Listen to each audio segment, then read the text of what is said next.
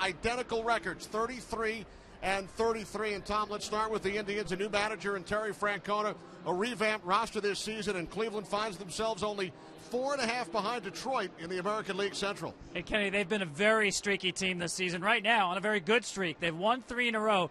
One consistency here is they've been very good at winning the close games. They have the best record in one-run games in all of Major League Baseball. 6 walk-off wins, including the one Friday night. They've been a very tough team to beat at home in close games. And the challenge tonight for the Indians, they must face one of the top pitchers in all of baseball, Jordan Zimmermann of the Nationals, who looks to join Adam Wainwright as the only 10-game winners in Major League Baseball. And Kenny, sometimes you need your ace, and Jordan Zimmermann is their ace to step up and say, fellas, I will win this game. Because the offense, especially without Bryce Harper, has really been struggling. You mentioned the Nationals, a 500 team. Well, when Jordan Zimmermann has the ball, they're 10-3. Zimmermann and Scott Kazmir, the pitching matchup tonight. It's baseball night in America on Fox. The Nationals and the Indians coming up next.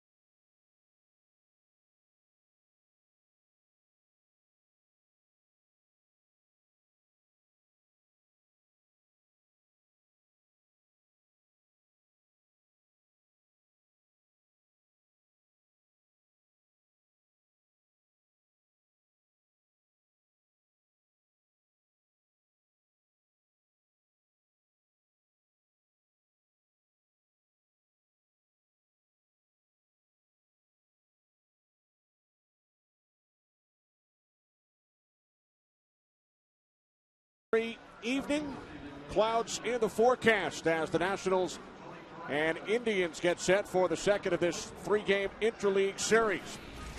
The Nationals batting order brought to you by Taco Bell. Sometimes you gotta live boss. Denard Span leads off, followed by the second baseman Anthony Rendon. Ryan Zimmerman hits third. Jason Worth in the cleanup spot. Then first baseman Adam LaRoche. Ian Desmond bats sixth. Bottom of the order, Chris Marrero, Kurt Suzuki, and Jeff Coburnis. First pitch to Span from Scott Kazmir is a called strike. 0-1. Denard Span, the D.C. native, batting .261. He was 0 for 2 in last night's game. On the second pitch tonight, he flies out to Brantley in left. One away. The 29-year-old left-hander, originally drafted by the Mets, making his 11th start this season for the Indians, Tom. You remember Kazmir when he was 21, 22, big fastball. Well, he has rediscovered that fastball. When he was released a couple of years ago by the Angels, he was throwing mid-80s. You see right there already, 92, 93. You will see 96. And first impressions, we'll talk about that. By that I mean baseball game of first. Get first strike and get the first out. He's had trouble getting the first out. On-base percentage almost 400, so a good start so far. Facing Rendon, the Nationals' first-round pick in 2011, 6th overall out of Rice University.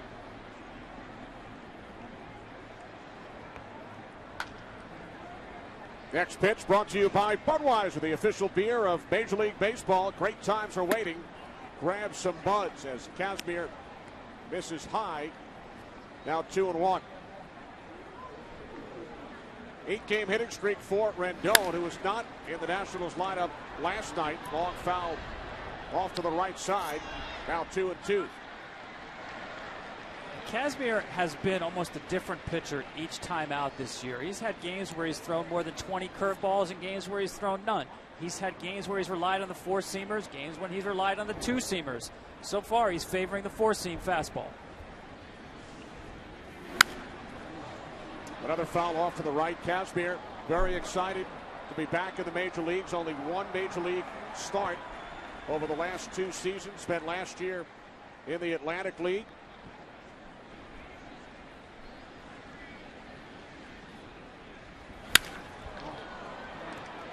Moving to his left is the center fielder Bourne, and he makes the catch on the warning track to retire Rendon for out number 2. Well, again, you see Kazmir being real aggressive with the four-seam fastball. It's an indication that he feels real good. He's got velocity working for him and being able to live up in the zone the way he did in those early years with the Tampa Bay Rays. 6 seasons in Tampa and 3 with the Angels. A 2-time All-Star. Won a career-high 13 games back in the 2007 season. Ryan Zimmerman, well hit right center. It is gone. Number 8 of the season off the bat of Zimmerman. The Nationals take an early 1-0 lead.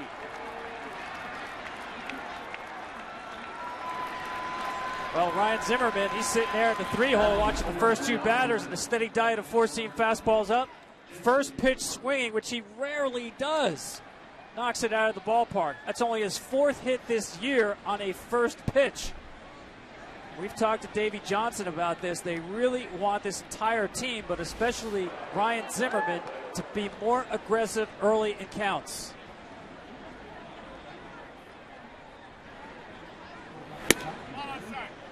Ball 1 to Jason Worth. When we spoke to Davey Johnson earlier, much of the conversation, at least on Davey's part, was about being more aggressive, especially with Bryce Harper out of the lineup, who always seems to be aggressive at the plate. I think they really miss his bat and the mentality that he brings. We talked to Davey about that it will influence others in the lineup to take a more aggressive approach.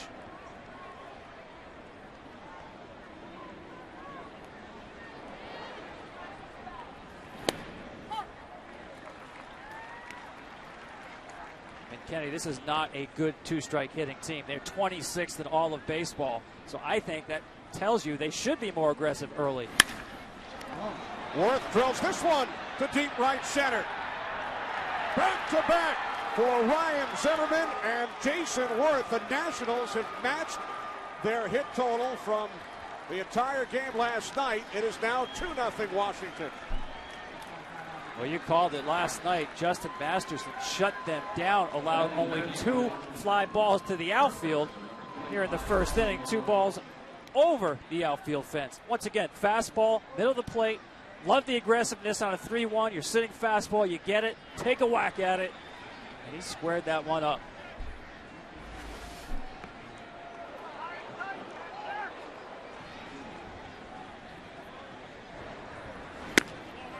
Fastball missing high to Adam LaRoche.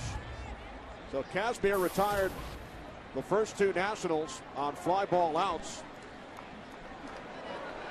Span to left, and then Rendon to the warning track at center. And then Zimmerman and Worth take Kazmir deep. Zimmerman's blast 401 feet and then 416 feet off the bat of Jason Worth.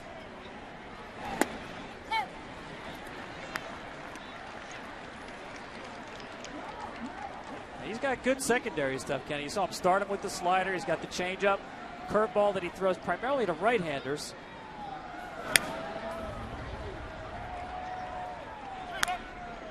I think when he gets ahead, he likes to get to the slider, and I think that's another reason why all the more important. This is one of my keys to the game for the Nationals.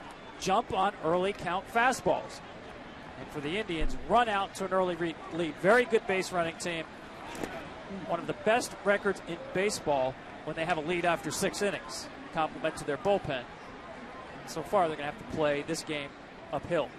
Our 4 keys to the game with Terry Francona's Indians falling behind 2-0 here in the top of the first inning, and now LaRoche is down on strikes. Kazmir with his head down as he walks off to the dugout. Zimmerman and Worth go back-to-back, giving the Washington Nationals a 2-0 lead.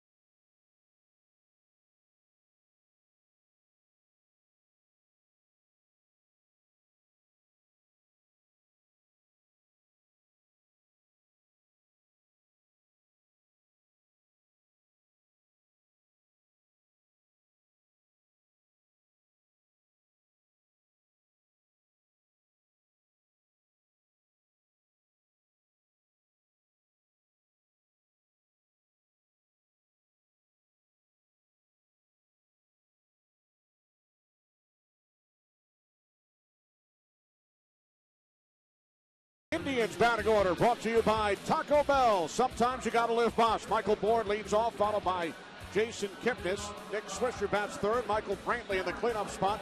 Then Carlos Santana. Mark Reynolds bats sixth. Bottom of the order, the DH Jason Giambi. Right fielder Ryan Rayburn, and the shortstop Mike Aviles, as the Indians face 27-year-old right-hander, 9-game winner Jordan Zimmerman. His first career start against Cleveland. He has not allowed a run over his last 15 innings pitched.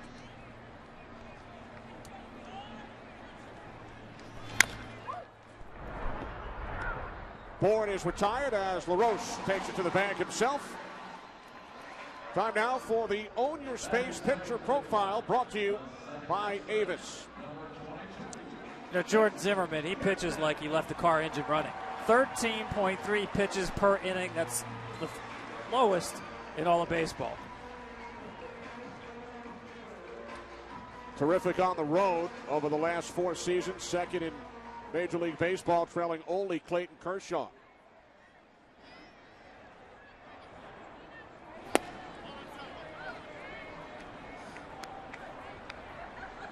Jason Kipnis, game-winning RBI. Bottom of the 9th inning last night. Yeah, we talked about his pitches per inning. And I think especially with a lead, he'll be even more aggressive. If that's possible. I mean, as I said, he's the most aggressive pitcher in all of baseball. That will not change. And he is more than right versus right. Any left-handed hitters for the Indians, well, they're in the lineup. They're not on the bench. He just owns right-handed hitters, batting only .158 against them. So Terry Francona made sure the switch hitters and the left-handed hitters in the lineup today against Jordan Zimmerman. Zimmerman behind in the count, 3-1. And Kipnis heads down to first. A 1-out base runner for the Indians.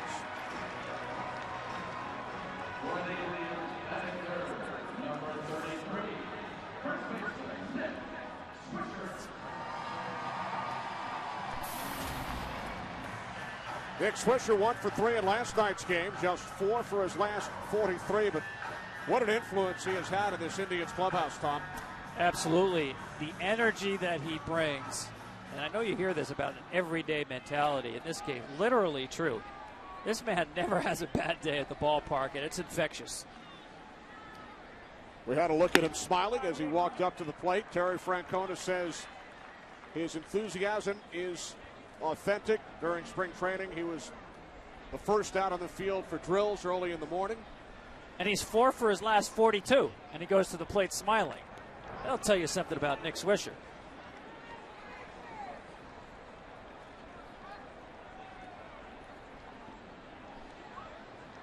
Swisher returning to his home state.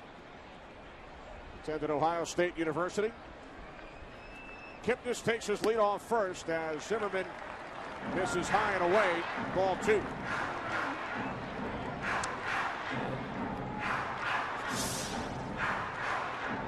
He was born in Columbus. The field at Ohio State is named after Nick. His father, Steve, also a major leaguer and longtime minor league manager, attended Ohio U. In fact, Steve Swisher, Nick's dad, was Terry Francona's manager back in 1988 in Colorado Springs in the Indian system. You know, years later, Steve Swisher said to Terry Francona, you know, I really was proud of you because Terry had a really bad knee back then. And he said, you really stuck it through. You didn't quit. Terry said, what, are you kidding me? You wouldn't let me quit. I was afraid of you. And Terry told us that he feels Steve Swisher added 3 years to his major league career. He helped Terry get back to the major leagues.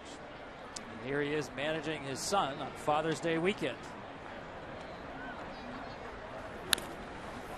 Terry's dad, Tito, of course, a former major leaguer as well. Played here in Cleveland.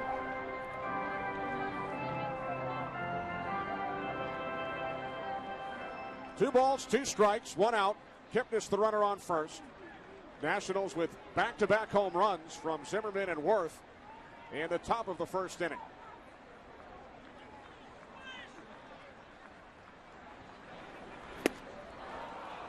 Swisher down on strikes, 2 away. Yeah, that's that nasty slider. That's the one that neutralizes right-handers. Well, guess what? That's no picnic for left-handers either. Just the late break on that pitch and the depth of that slider. That is your definition of a put-away pitch.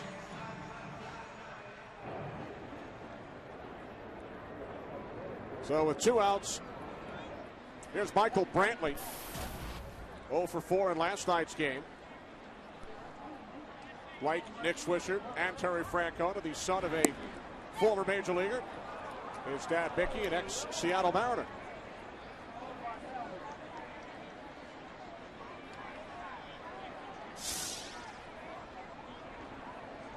302 games in the major leagues for Mickey. Also spent some time as the hitting coach in Toronto.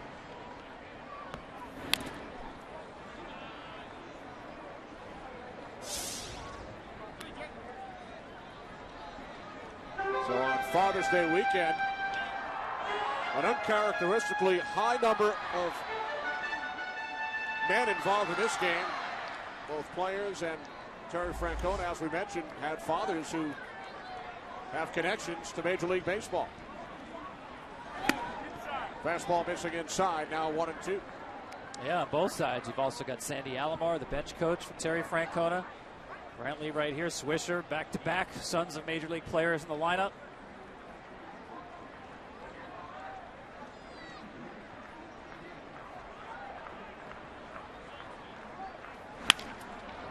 On the ground to the shortstop, Desmond takes it to the bag himself. And that will do it for the Indians in the bottom of the first.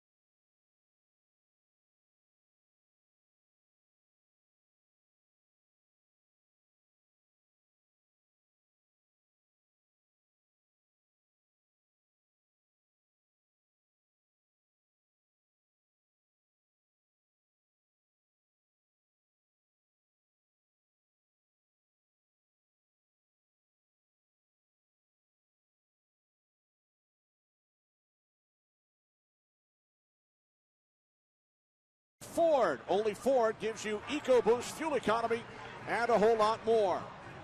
And by Taco Bell. Sometimes you gotta live Moss. Kenny Albert, Tom Verducci back in Cleveland. Nationals with back-to-back home runs from Zimmerman and Worth in the top of the first inning. Ian Desmond leads off for Washington against Scott Kazmir here in the second. Desmond 0 for 3 last night as his 15-game hitting streak came to an end.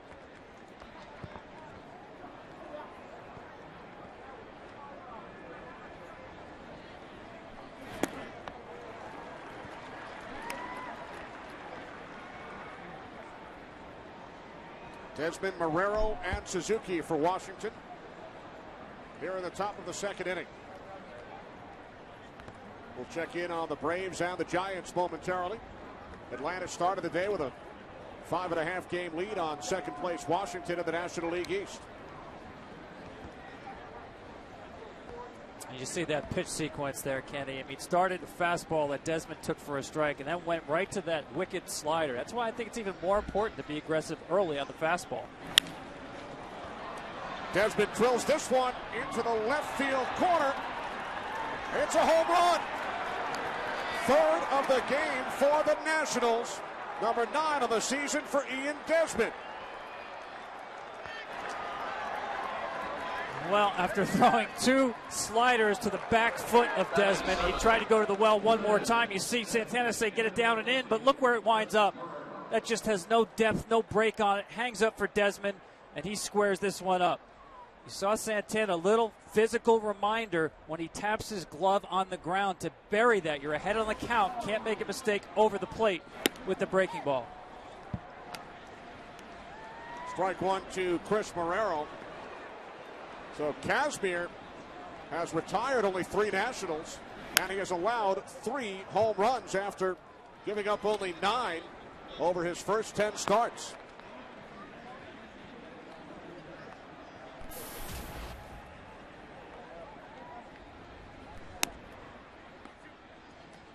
Kazmir allowing 2 first-inning home runs for only the 2nd time in his career.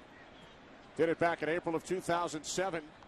Mark Ellis and Eric Chavez took him deep in a game between Tampa Bay and Oakland.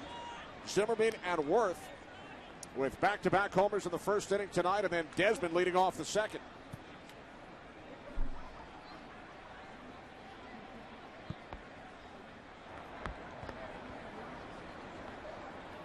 The 1-2 to Marrero, fouls it back.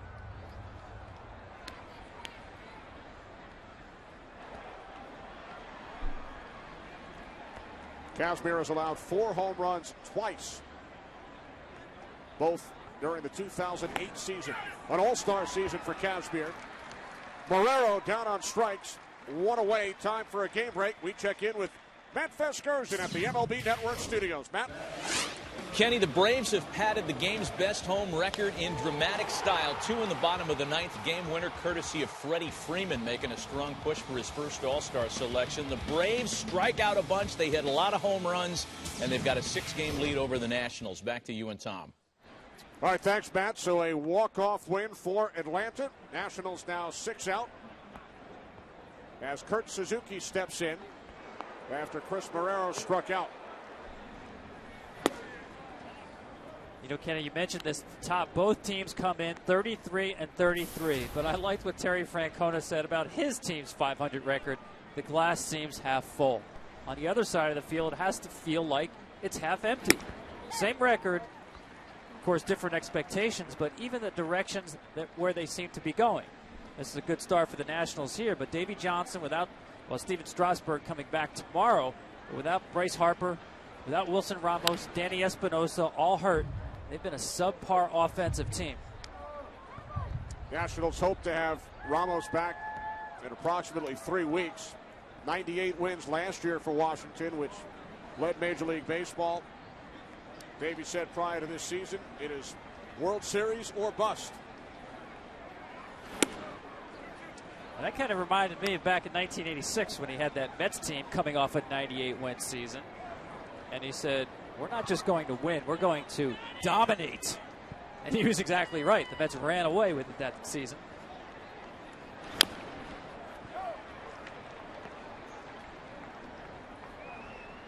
And the Indians on the other side, a team that has not had a winning record since 2007, as we discussed in our open. New manager and Terry Francona, revamped roster.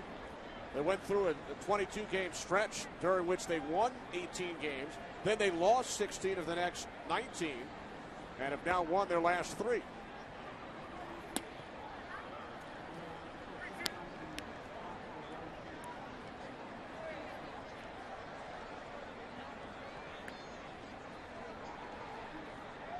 Full count with 1 out. Top of the 2nd inning. Jeff Coburn is waiting on deck. Payoff pitch to Suzuki. Kazmir missing away. So Suzuki heads down to first.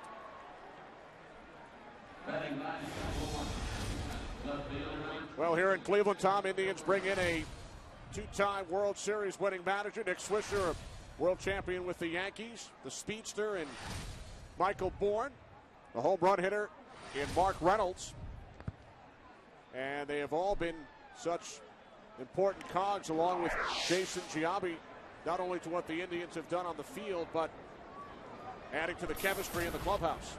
Well, I think so. Maybe in past years, that 6-14 stretch they went through, that might have lingered on for quite some time. But in this case, they turned it around pretty quickly. And I think those veterans we just saw there, the acquisitions, have a lot to do with the makeup of this team, especially Jason Giambi. And Terry Francona, I mean, he could not have been more praiseworthy of Jason Giambi's contribution, especially in the clubhouse and in the dugout. And when you bring it to Terry Francona, a manager with a presence, he's won 2 championships, similar to a Pat Riley or a Bill Parcells. In other sports, he has the immediate respect of the players. That's a great point. You know, most cases you're starting out, you need to earn that credibility and that respect. Terry Francona walks into the room first day of spring training. He's got it already. And this team has responded to him. It's a fun group. The 2-1 ground ball to the shortstop, Aviles. And the Indians get the out at second. Cobernis on at first, now with 2 away. Now centers the plate from Washington, center fielder, Denard Span. You know, Kenny, I think the Indians are still trying to figure out what they have in Scott Kazmir. They definitely see the arm strength is back, but remember, only 2 years ago he was throwing in the mid-80s, had an ERA over 17 in Triple-A, and was released and went home without a job. Strike 1 to Denard Span, who flied to left his first time up. Kazmir went back to Houston. He told us yesterday, spent his days working out and fishing.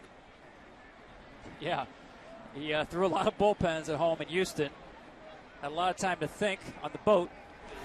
But really the key for him was he went and played winter ball, and he pitched for Edwin Rodriguez in Puerto Rico.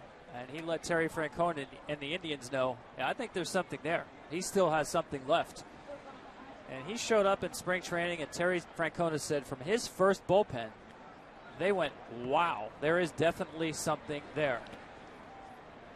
It's a great story where you're able to regain the velocity on the fastball the way that Kazmir had, still only 29 years old. And Francona very familiar with Kazmir from Francona's days in Boston. Kazmir as a member of the Tampa Bay Rays. And Francona said back then it was grip it and rip it. And even Scott admitted, you know, mechanically, he really wasn't very good, even though the results were good. And he believes that's what led to his diminished velocity. Had a groin injury in the 2008 season with Tampa Bay. Pitched through it, got into some bad habits. Mechanics really weren't very good, even on the best of days. And slowly but surely diminished velocity and just was not able to use his lower half.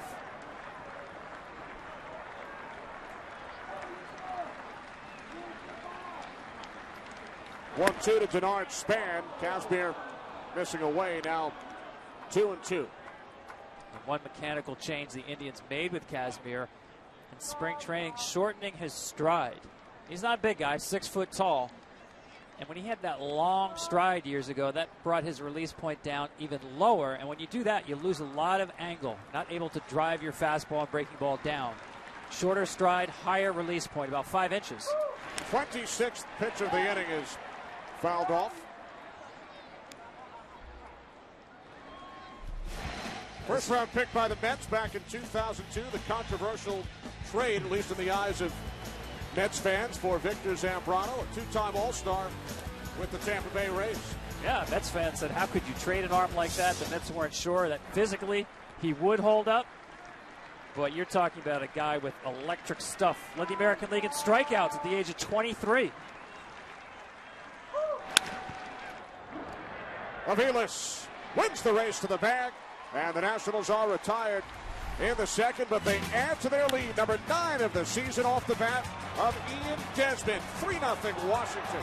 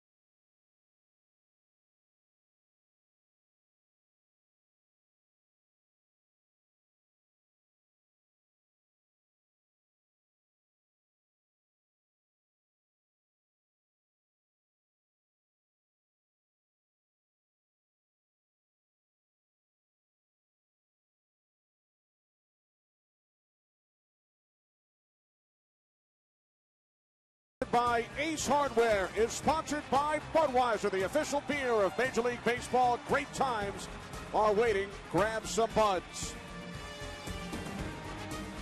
3-0 lead for the Washington Nationals here in Cleveland. Indians winning last night's game 2-1. Carlos Santana, Mark Reynolds, and Jason Giambi for the Indians here in the bottom of the second inning. Santana has been hot as of late, 7 hits in his last 20 at-bats. Working on a 6-game hitting streak. Fastball in for strike one.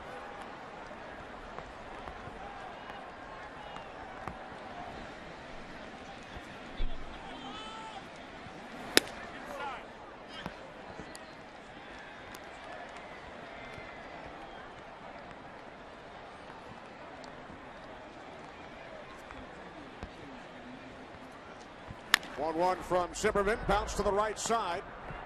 Rendon to first to retire Santana.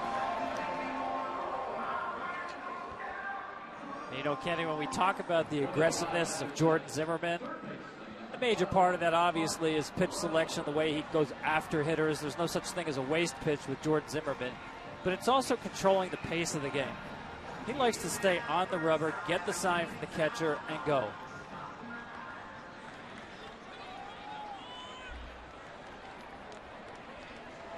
Nine wins for Zimmerman. He's 6-0 at home this season, 3-3 on the road. As Suzuki, the catcher, took the worst of that foul tip off the bat of Reynolds. This one's square on the chops off the mask right here, off the chin.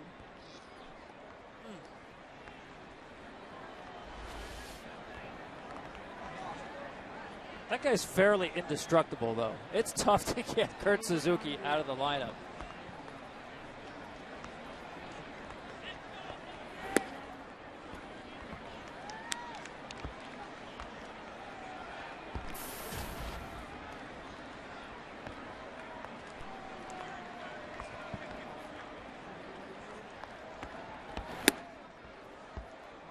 1-2 on Reynolds. You're right about Suzuki, Tom.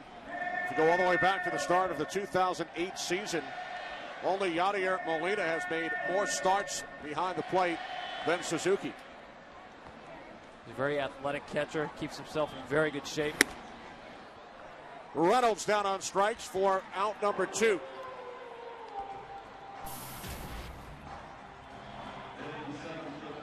So now with 42-year-old Jason Giambi stepping to the plate. Earlier today, that's Jason on the right wearing a red wig supplied by teammate Nick Swisher as he chatted with 18-year-old Clint Frazier, the Indians' #1 draft pick. That's Clint's dad, a 21st century dad, taking it all in and videotaping the action via the iPad. Yeah, that was pretty cool, and I think Nick Swisher must have had something to do with when they came out for stretching. In honor of Clint Frazier, they all had the red wigs. Giambi, right field. Worth makes the catch. Zimmerman retires the Indians in order in the second. Would you like to try one of those, Tom? Back after this word. That's a good look. From your local Fox station, we'll get you one.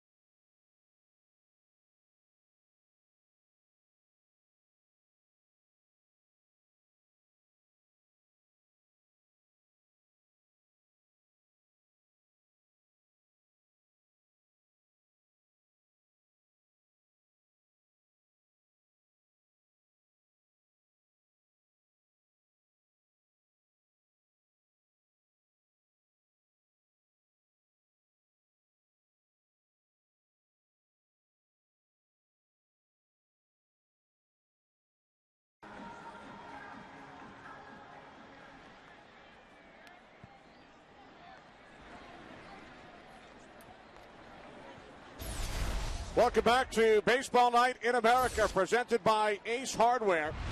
Anthony Rendon leads off for the Nationals here in the third inning against Scott Kazmir, who has allowed 3 home runs over the first 2. Rendon flied out to Bourne on the warning track at center field his first time up. And then Zimmerman and Worth would go back-to-back, giving the Nats a 2-0 lead. Desmond, the leadoff homer in the second.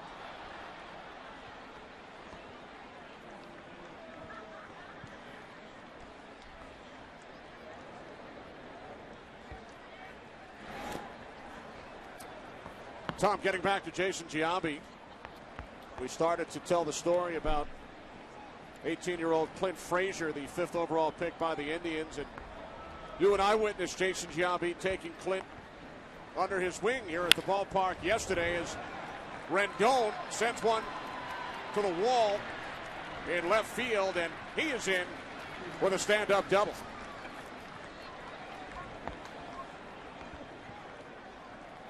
Yeah, it was, I thought, really instructive of what Jason Giambi means to this team, because he did not just talk with Clint Frazier. You see right here, this was a good 20-minute conversation. Gave him his cell phone number. Anything you need, call me. Gave him a lot of advice, the most important of which was just enjoy it. This is the best time of your life. I think that really speaks to what Jason Giambi is. Went out of his way. There's a lot of wisdom there to pass on, and he does so willingly. By the way, that was a great picture.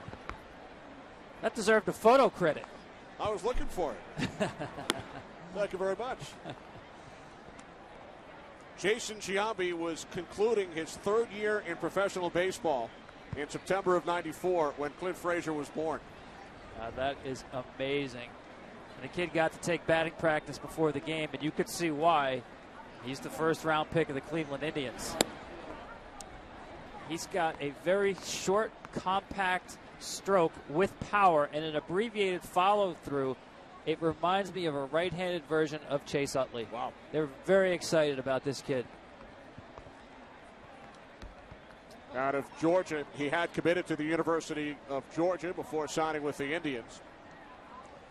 Kazmir falls behind 2-0. Ryan Zimmerman with his 8th home run of the season back in the 1st inning.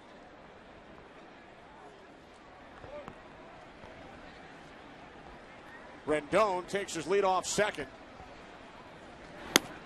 2-0 to Zimmerman. Kazmir missing away. Ball 3.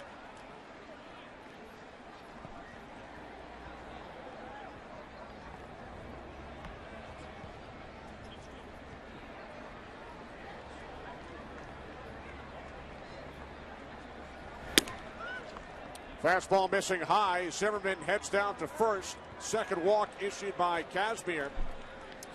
The Nationals with runners on first and second, and nobody out. Now a visit from pitching coach Mickey Callaway with Matt Albers up and throwing in the Indians' pen. Yeah, that was not a pitch around situation, certainly not with nobody out. That's just, here's a visit to just try to settle Kazmir down and find that strike zone again, because the fastball command disappeared in that sequence to Ryan Zimmerman.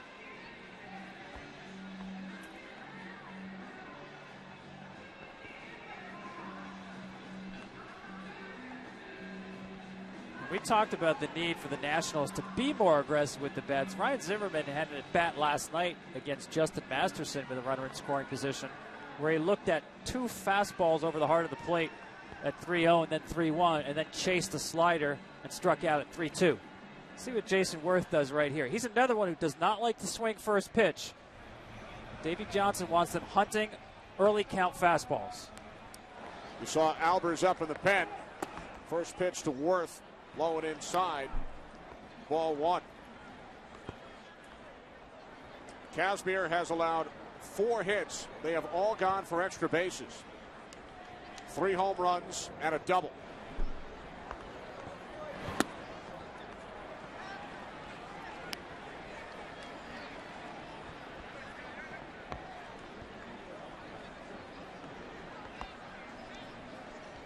Well, here's another one of those counts where you're looking fastball. Anything else you let go.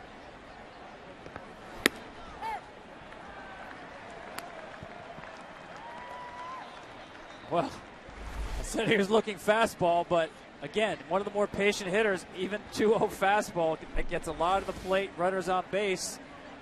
He's going to let it go and take his chance with the next one.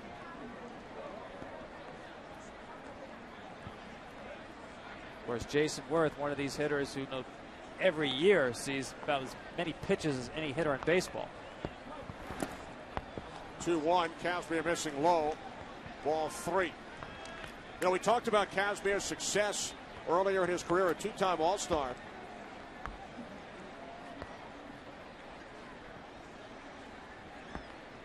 He was the winning pitcher in the 2008 All-Star game, the 15-inning All-Star game at Yankee Stadium. As Worth takes ball 4, second consecutive walk. Bases loaded with nobody out.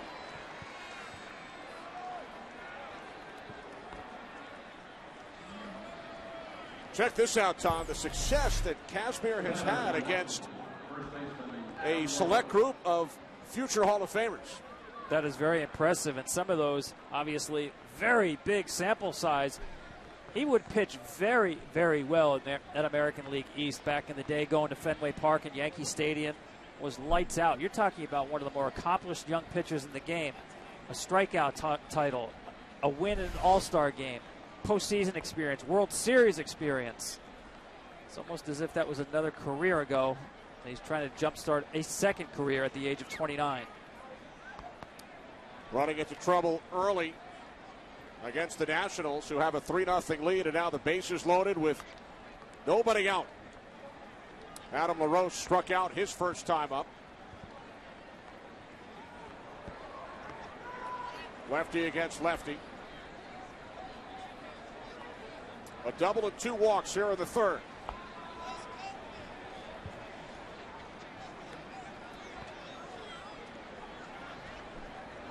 First pitch to LaRoche, in for strike 1. You know, Kenny, there's a lot of offensive categories where the Nationals are down among the worst in baseball. This is one of them. Bases loaded, they're hitting 188. Just to give you an idea, the major league average in these situations, 274.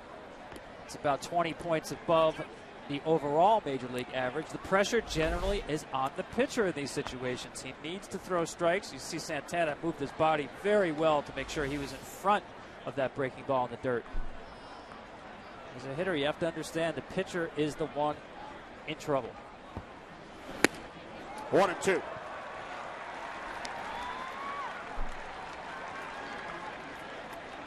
Oh, this is a great fastball, perfectly located in on the hands of a guy who likes the ball away.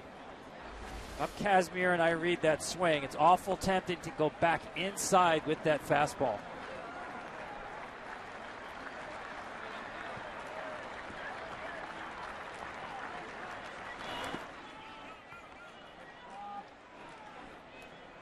See another good stop by Santana right there. That's where he wants those sliders. He wants them down in the dirt. Ahead of the count, that's thrown as a chase pitch. Not as a called strike, but start it in the zone, get it out of the zone, and hope you get the swing. Didn't get it there from LaRoche. Let's see, he goes back inside with the fastball. Bases loaded, nobody out. 2-2 from Kazmir, and LaRoche fouls it back.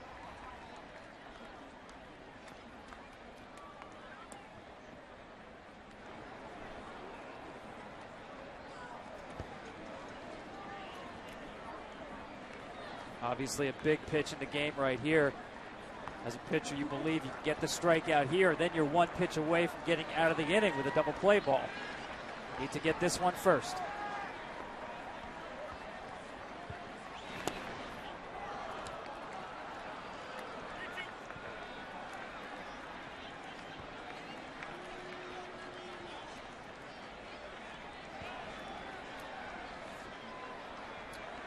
Indian starters have struggled during the month of June. Kazmir's lost his last 2 starts. On one hop, the run comes in as the Nationals are just able to stay out of the triple play.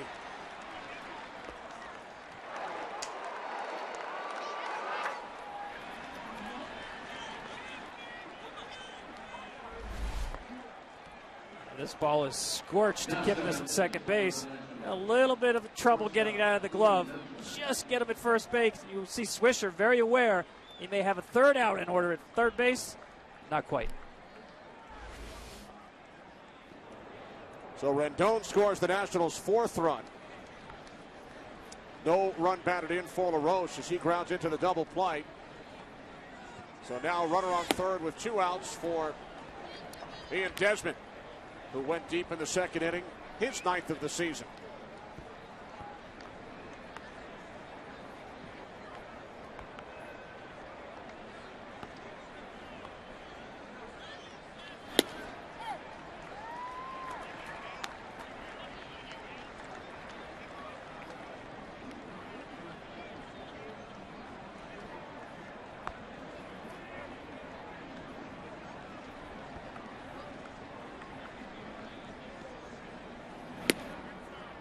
Kazmir missing inside, now 2-1.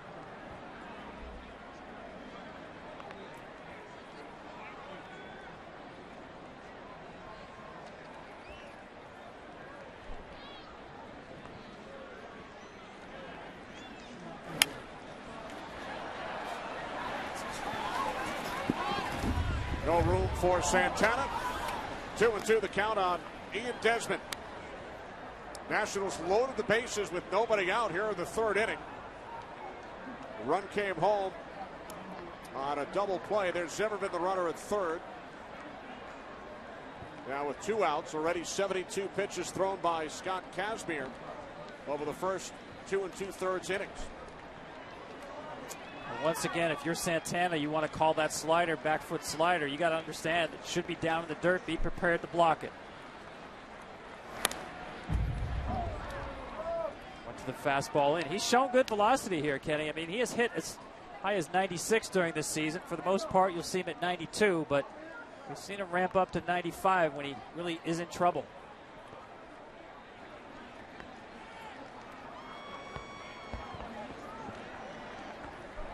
The fastball away.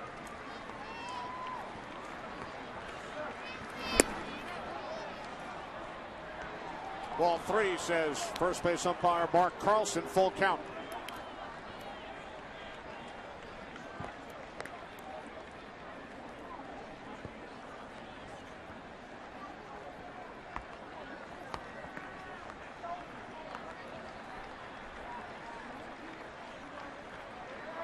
Pitch number 75 from Kazmir. Off the glove of Santana, ball 4. Scoring easily in Zimmerman. It is now 5-0 Washington.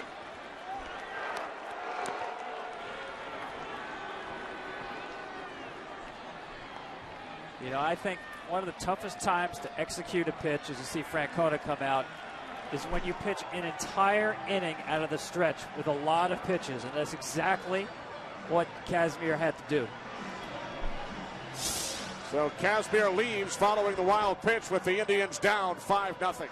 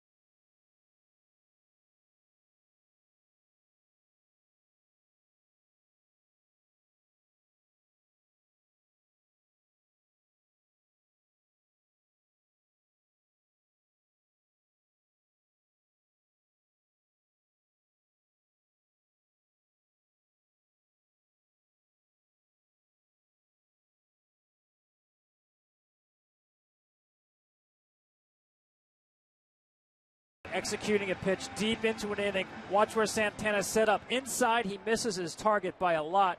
Santana doesn't have time to recover to get that pitch. Scored a wild pitch, but because he missed by so much, Santana was not able to catch it. Shortest outing of the season for Kazmir. Just 2 2/3 innings. Relieved by the 30-year-old right-hander, Matt Albers, who spent last season with the Red Sox and Diamondbacks. Chris Marrero at the plate struck out his first time up. Desmond the runner on first. The Nationals, who have had trouble scoring runs this season, out to a 5-0 lead. Washington averaging a full run fewer per game this season than they did in 2012.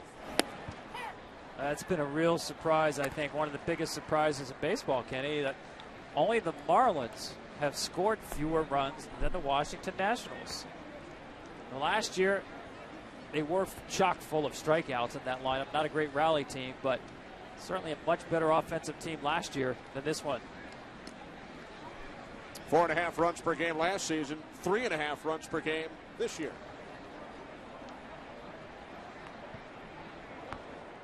Worth went deep in the first. Nationals out on top, 5-0. The 1-1 to Marrero, in for strike 2. You'll see a lot of those from Matt Albers. A good, heavy, hard sinker. I think his second best pitch is a good slow curveball, but he can throw mostly sinkers inside and outside. Pitch gets away from Santana. And at second is Desmond.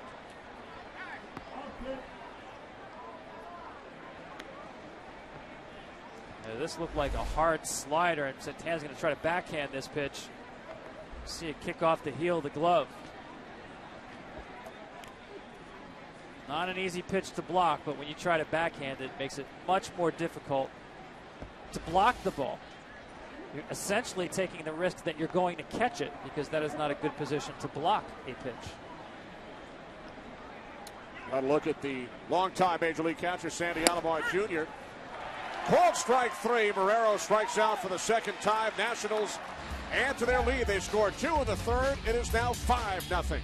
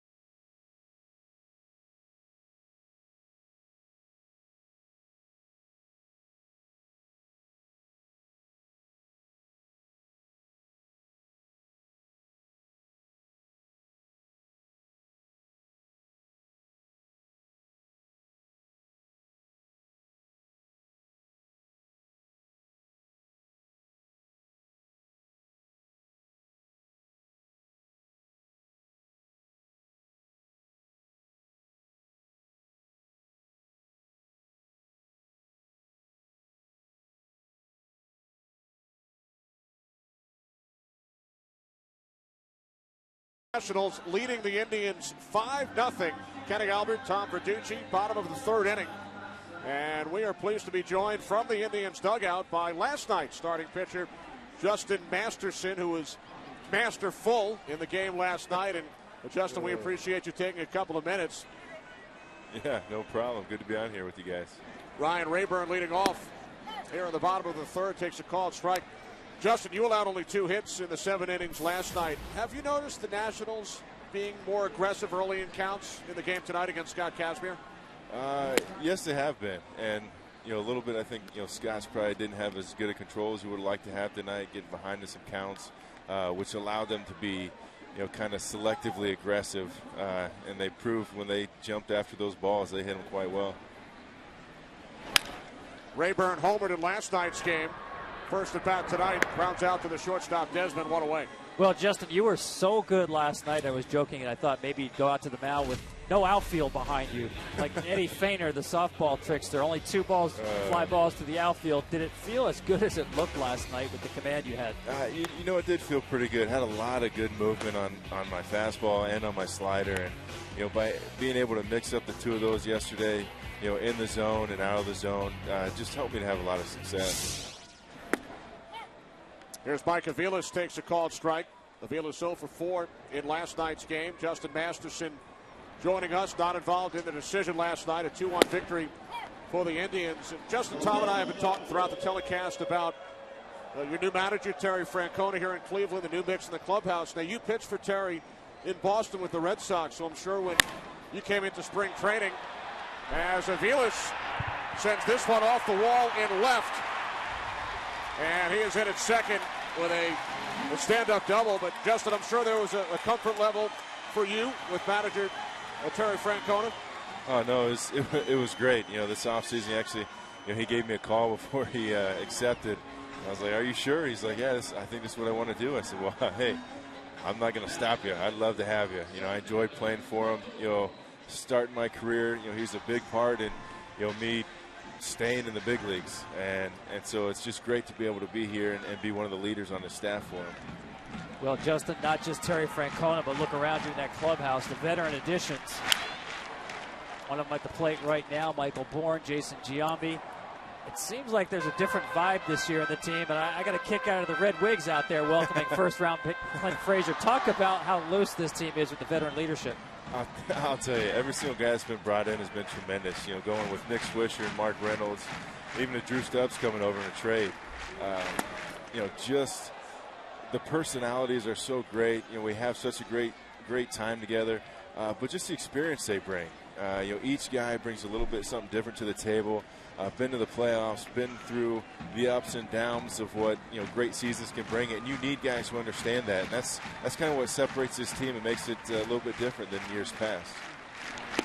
Did you get to Michael Bourne? Did you get one of those Red Wigs out there? No, I wasn't special enough. It was only the position players, I guess. They always leave us pitchers out. Justin, you've won 8 games this season, including back-to-back. You were the first pitcher in Major League history to win back-to-back games against the reigning Cy Young Award winners, R.A. Dickey and David Price. What was your secret against those guys? Have my teammates score a lot of runs for me. There's no real secret. Just going out there, and I tell you, the guys early were coming out hot, scoring lots of runs for me, and just been battling. For us, we went through a little lull here the last couple weeks where we weren't as fundamentally sound as we'd like to be, and we've been able to get back to it and just everyone kind of do their part and have fun, and we've been able to win a couple 3 games in a row. Yeah, you've won a lot of games at home too, Justin, since April 30th. 17-6 in this ballpark, 6 walk-off wins. You feel like that has a carryover effect for this team at home? Guys just like being at home. I think it does. And I don't know. I think just being here, our fans has been pretty good for us, cheering us on. There's an extra buzz with them about the guys we got on this team. And, I just think this is just a special group of guys we got. And that's kind of the way, it's been since the beginning, spring training. And, it's going to be some ups and downs in the season. But, we like what we got going here. 2 outs as Jason Kipnis steps in. Justin, only 4.5 games behind the Tigers in the American League Central. What has to happen over these next 3.5 months for you guys to hang in there with Detroit? Well, they're a great team, and they're going to go out there. They got good pitching, they got good hitting. For us, we have similar types of things, and what's different with us is we got to go by the fundamentals. When we go out there and play solid defense, every guy understands their role in the offense, and the pitchers go out and give our guys a chance. We're going to be able to do some stuff, and that's what you see when we win our ball games. It might be close, but we got a chance. Diving attempt by Desmond. Coming home is Aviles. The Indians are on the board. A 9-game hitting streak for Jason Kipnis, his 33rd run batted in.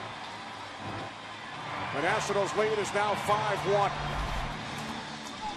Yeah, this, I think, is their hottest bat in the lineup. Great job of not trying to do too much with this pitch. Fastball away, just shoots it past Desmond. That's a pickup right there. Big 2-out hit for Jason Kipnis. Well, that's the type of things we were doing when we win. Those big 2-out hits, scoring runs. That's what the good teams do. So now Nick Swisher steps in as Justin checks out potential sunflower seeds coming his way in the dugout. As Kipnis is caught in a rundown.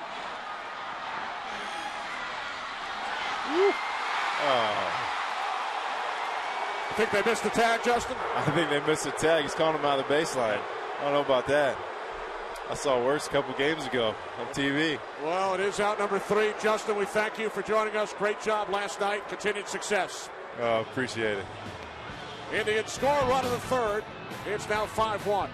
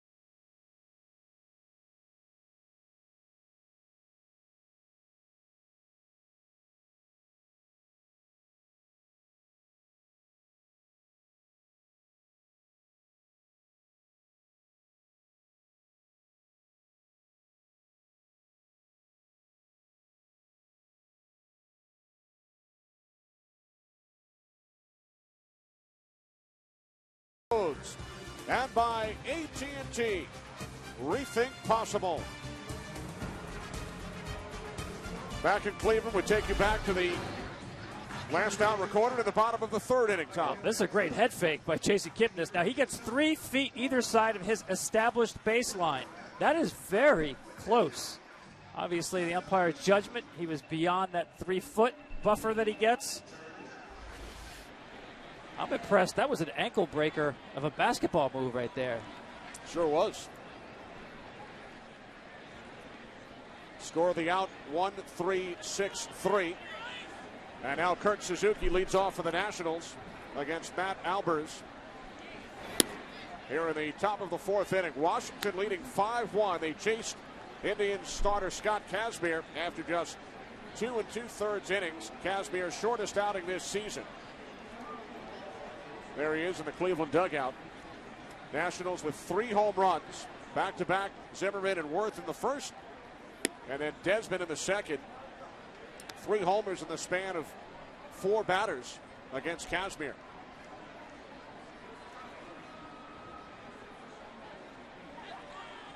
Well, one of the things we pointed out at the top is his inability to consistently get the leadoff hitter out. Now over 400 on-base percentage leading off innings. That makes the job of pitching extremely difficult. Leadoff man has reached for the Nationals in 2 of the 3 innings so far tonight. Suzuki walked his first time up. 3-0 from Albers, in for a called strike. Now 3-1.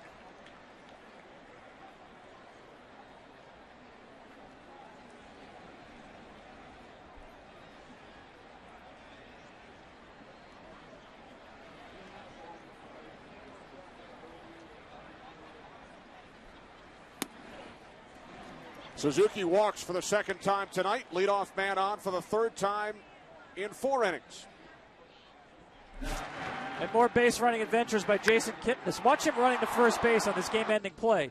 He's clearly out of the baseline. Now, if that ball strikes him or he blocks Suzuki, the catcher, enough where Suzuki cannot see or catch the ball, they could call interference there.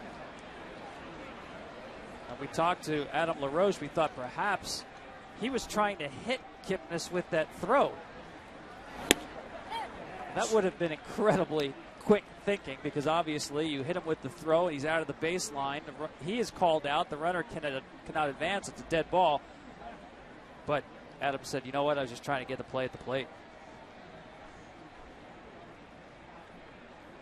And the winning run came home. Drew Stubbs beat the throw to the plate. Indians won to the bottom of the 9th, 2-1.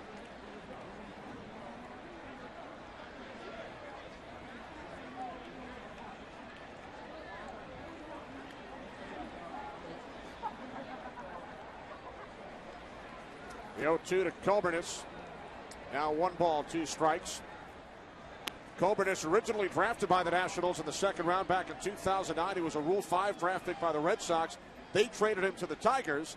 Now back with his original club. Coburnis out of Cal Berkeley.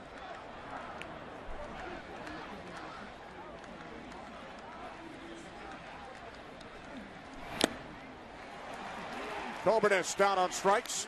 2nd strikeout for Alberts. Yeah, good location right here. Right on the black. There's that hard sinker. Santana squeezes it for the 3rd strike.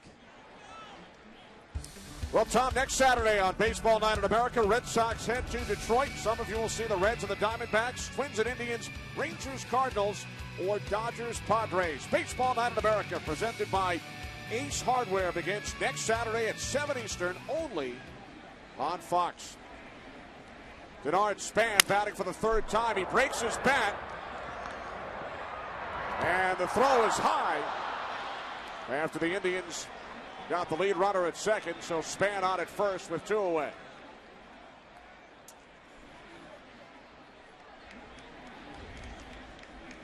Yeah, I believe that ball went out of play. He should be on 2nd base. Watch Swisher get a little too quick here with this throw. It's a little offline, throws off the timing. He just can't quite snag that. A little underhand toss just kind of sails on him there. And the haste to get 2, you give up an extra 90 feet. So now Span heads down to 2nd. Nationals with a runner in scoring position. Error charge to Aviles, his 3rd of the year. So with 2 away, here's Rendon. Doubled his last time up, came around to score. Nationals lead the Indians 5-1.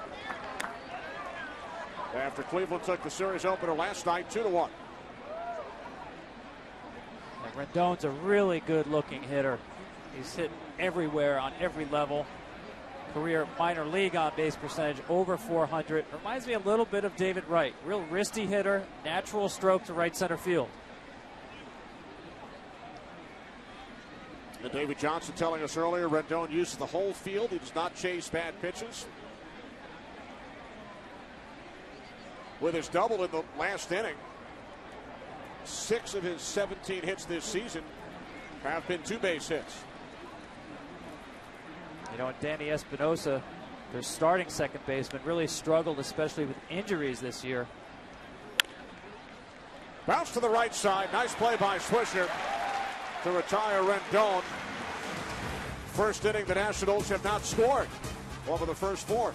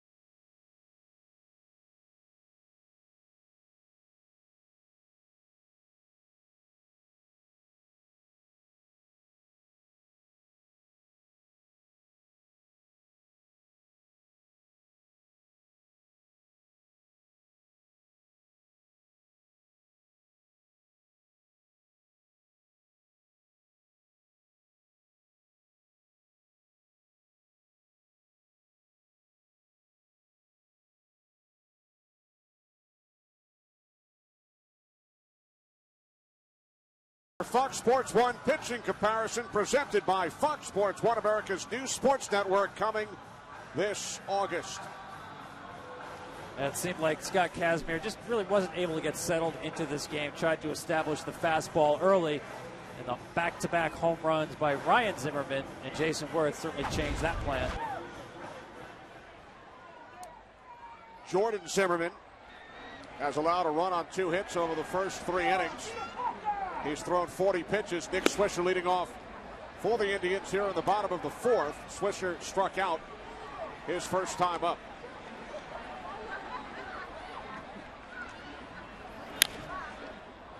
Jordan Zimmerman, 27 years of age, second-round pick by the Nationals in 07.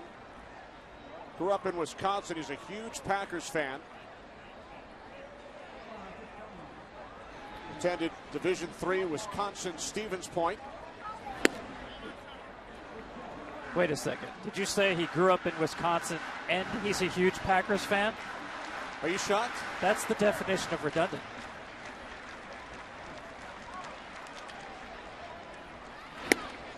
Two and two. You know, you go to primary school, you learn the Pledge of Allegiance in Wisconsin, and you learn Packers, Packers, Packers. He did say he was not a Milwaukee Brewers fan, although he did attend some Brewers games. Swisher down on strikes for the second time. As we check in with the former voice of the Brewers, Matt Vasgersian, at our MLB Network studios. Kenny, Tigers and Twins, Trevor Plouffe celebrating his 27th birthday, coming off the DL after missing 3 weeks with a calf injury and hitting a 2-run home run to even things up with the AL champs. The next thing we're going to learn from you, Kenny, is that people from Wisconsin also like cheese and beer. Do tell us more. Back to you and Tom. I have never heard that, Matt. Wow. Learn something new every day. Here's Brantley. Brantley grounded out to the shortstop, Desmond. Back in the first inning.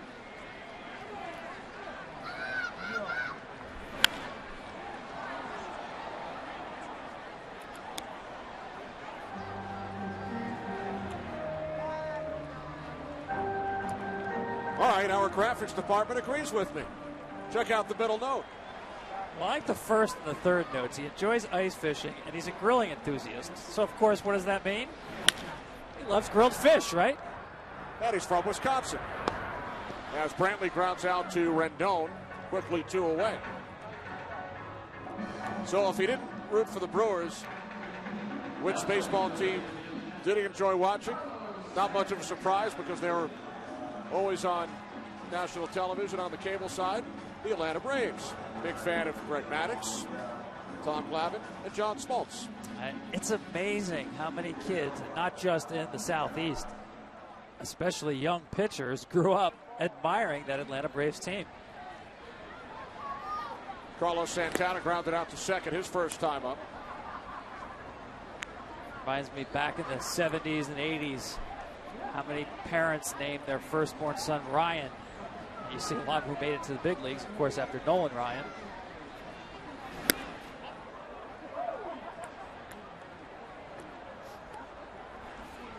And that Braves pitching staff, together all those years, 14 straight divisional titles. They had fans not just in Georgia, all over the country. Did you name your son Ryan? I did not. I have an Adam and a Ben, so we were going through the alphabet. We stopped at B.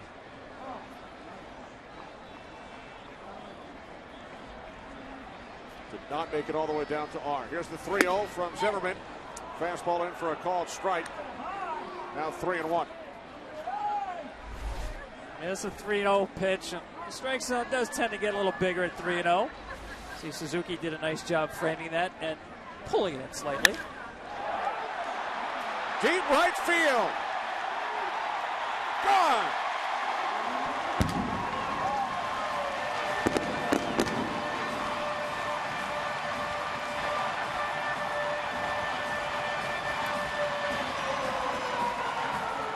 Number 9 on the season for Carlos Santana. It is now a 5-2 game. No, he's not going to stop being aggressive. This is a challenge fastball at 3-1. Here it is, four-seamer, hit it. Jordan doesn't really like to tail or cut his fastballs. It's just old school. You see Santana does a great job squaring that up. Head on the ball, great extension through it. Only the 7th home run allowed by Zimmerman in his 14th start. 7-game hitting streak for Santana as well. I mean, that's just George Zimmerman right there. Base is empty. He's got the lead. 2 outs in the inning against a great fastball hitter. Here it is. You tip your cap to Santana.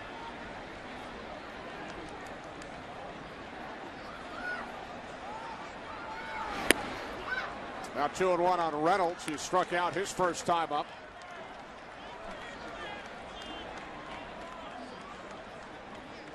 There you see Zimmerman there. His expression never changes in the course of a game. He's known around the Nationals for being Mr. Steady. In fact, Steve McCaddy, the pitching coach, told me a story about a situation similar to this one where he gave up a home run, a long home run earlier this year on a fastball in a fastball count, and he walked back in the dugout, and all he said was, I guess I should have thrown a slider. Really, nothing sticks to him. What do you think his expression is like when the Packers score a touchdown? That may be a different story. Or when they allow one. Payoff pitch, deep left field. The Indians go back to back.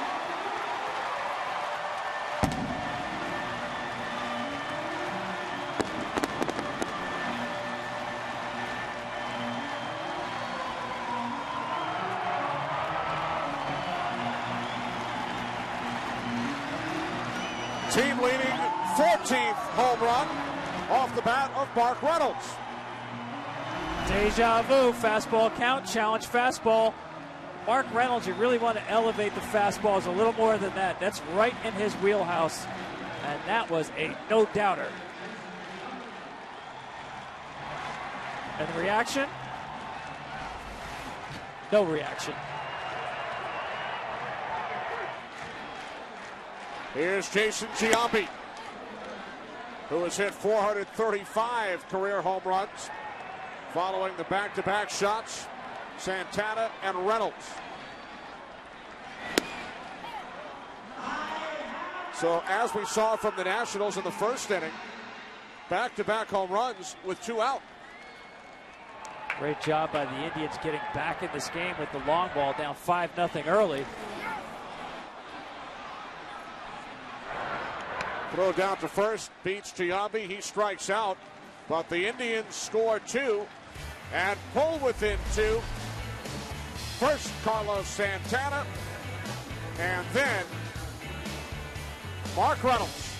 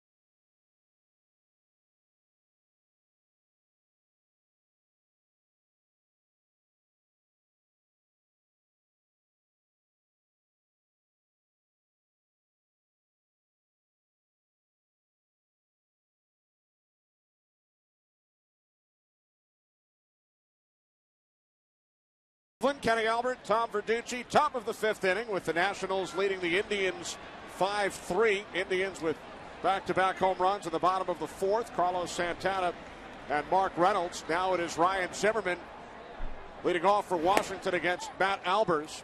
Zimmerman homered back in the 1st and walked in the 3rd as we welcome in live from the Washington dugout last night's starting pitcher, Gio Gonzalez. Gio, thanks for joining us. Kenny, how you doing?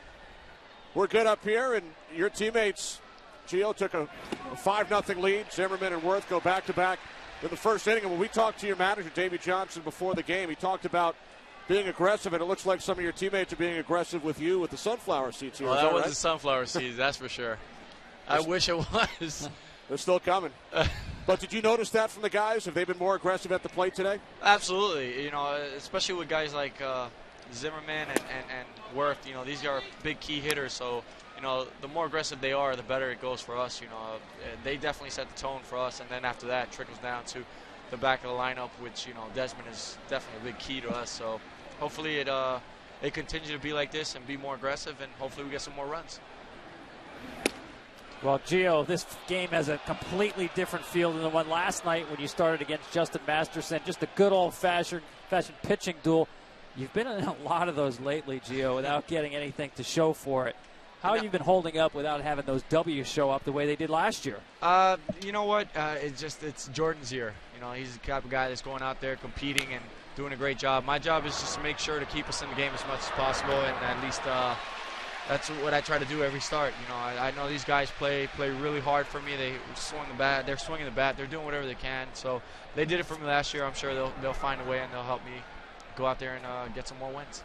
Ryan Zimmerman crowds out after the bobble by Albers, so one away as Jason Worth steps in as we continue to chat with Gio Gonzalez, who had a tremendous season last year, winning 21 games, finished third in the National League Cy Young voting, an all-star each of the past 2 seasons. And this year, Gio, the club at the 500 mark, 33 and 33. Obviously high expectations, but still a lot of time left, and you get Strasburg back tomorrow. So how much of a boost do you hope to get from his return? I'm excited to see him go on the mound tomorrow. I feel very confident he's going to have a great game. You know, just watching him and the way he goes about his business is just a hard-working guy. He's such a competitor. So, you know, it's going to be a fun game tomorrow to watch and see him go and bounce back. And how about Jordan Zimmerman? We talked about this, about how his reactions and emotions, you can't tell whether he gives up a home run or punches out a hitter, whether he's winning or whether he's losing. Now, you're a guy, you see the check swing, they get the call. You're a guy sometimes, let's face it, we've seen your emotions on the mound. Very emotional. It's almost like a team meeting every pitch. So definitely one of those emotional guys. And, you know, that's what's unique about all of us. You know, Strauss the same way. He doesn't show any emotions. So does Jordan, Ross himself. You know, we're all different in our own way. And I think even Dan Herron's a great example. He just, no emotion, straight go out there and compete again. It's raining sunflower seeds. It's raining gum here. What's going on in Cleveland right now? I think that was in the forecast as soon as you put the headset on. What's going on? But anything the guys can get their hands on. Oh, my God. You got to point the camera that way. Show the guys who are doing it right now. Well, I got to ask you, is Jordan like this even in the clubhouse when he's not starting? No. Jordan's a completely different guy. He's an unbelievably great guy, super nice, very kind of sarcastic in a good way. You know, he's one of those guys that'll keep you on your toes when you need a smart remark right back at him. 2-2 on Jason Worth with 1 out. Top of the 5th inning in Cleveland. Nationals leading 5-3 as Worth lines it foul down the left field line. Oh, guys, should have gave me like a protective shield or something. An umbrella. Now, I'm sure Chris Marrero is not one of the culprits, right? You and Chris attended the same high school. He wouldn't do that to you. No. Then it was a sophomore when I was a senior in my senior year with Pace, and it's so crazy how baseball is. It's just played with him, and he was unbelievable in high school. Unbelievable to watch in BP. He hit the farthest home runs I've ever seen in high school, and then, you know, to see him up here and be with him again as teammates in the big leagues is just almost like a dream come true. And he's in the lineup tonight as the designated hitter. Nice catch. I don't think I caught it. Good effort. Funny I was this quick on the mound, huh? Another foul off to the left side. Gio, back in 2008, you were traded from the White Sox to the Oakland A's in exchange for Nick Swisher. When players are traded for one another, do you ever chat about it with him later on? You ever talk to Nick? I think not really. I haven't had the chance to talk to him. I mean, when we played against him in New York, he was, you know, super nice guy, super friendly. You know, just seemed like we knew each other for years. It was just like that kind of like presence how he brings. You know, he's just how do you call this? Very friendly guy. So when he came up, he said hi. I mean, you don't really know what to say when you get that kind of situation. It's just like, hey, good luck with your career. I hope the best for you, and you move on. But, you know, again, he's had a wonderful career. Payoff pitch to Worth. Another foul. Keep battling. Gio, this is classic Jason Worth, huh? Long at bats. You know, as you pitched in the American League, came over to the National League, you see interleague play now throughout the season. What style of baseball do you prefer after seeing both leagues? I'll be honest with you, it's nice to hit a little bit, but to pitch in the American League style, not worrying about your pitch count, it's always nice, especially if you're not swinging a bat pretty good. I like leaving it up to the guys who know how to swing a bat. But again, I'm grateful to be here with the Nationals. It's unbelievable. Hey, J-Dub got a base hit. A lot of things that go positive in the National League. I actually am surprised at that answer. With that pitcher batting in this league, trust me, it kind of wears on you as a pitcher. That you don't want to be pitch count. running on the bases. You don't want to be walking in the run. It's just too much conditioning all for one game. All right, here's Terry Francona out to make a pitching change. Gio, thank you very much for joining us. Best of luck the rest of the way this season. Thank you so much, Kenny and Tom. All right, Gio Gonzalez back in a moment.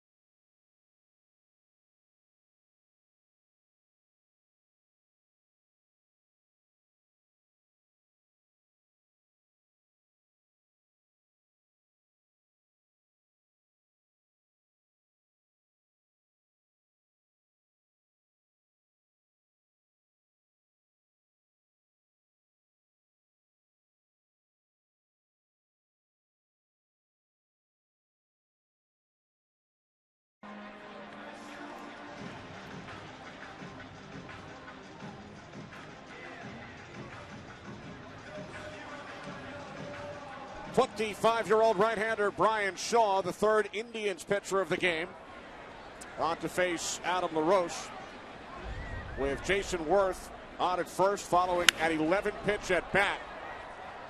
Worth single to left field. First single of the game for the Nationals. They have 1 double and 3 home runs.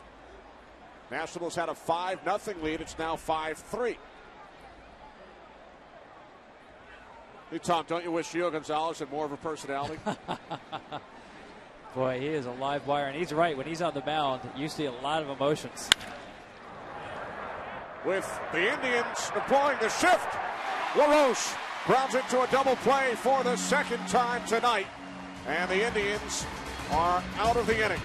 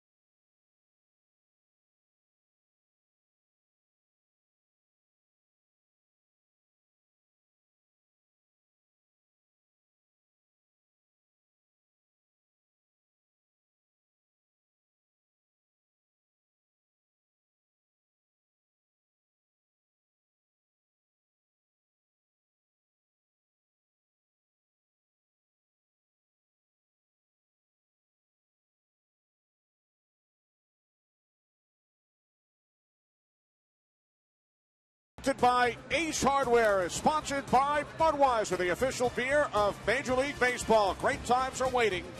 Grab some buds. Back in Cleveland, Kenny Albert, Tom Verducci. Nationals with a 5-3 lead. Washington led 5-0. Indians with a run in the third and then two in the fourth. Back-to-back home runs allowed by Jordan Zimmerman for only the second time in his career. Carlos Santana and Mark Reynolds taking Zimmerman deep back in the fourth inning. And now Ryan Rayburn, who homered in last night's game, leads off for Cleveland. Rayburn grounded out to short his first time up. 7 seasons as a member of the Detroit Tigers. Received a non-roster invitation to spring training. He's hit 9 home runs for the Indians and driven in 21 runs. It's a nice surprise. You go to spring training with both Kazmir and Rayburn as non-roster invitees. Both of them turn out to be major contributors for this team. Every general manager wants one of those winning lottery tickets. Tough to find. Fastball high and tight now, 1-2 on Rayburn with Mike Aviles waiting on deck, then Michael Bourne.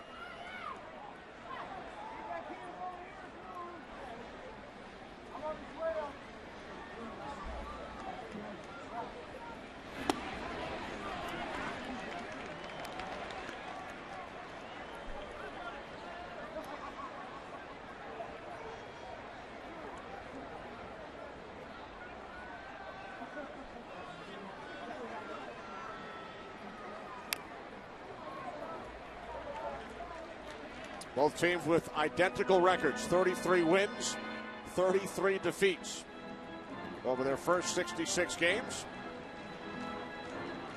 The Indians have won 3 in a row.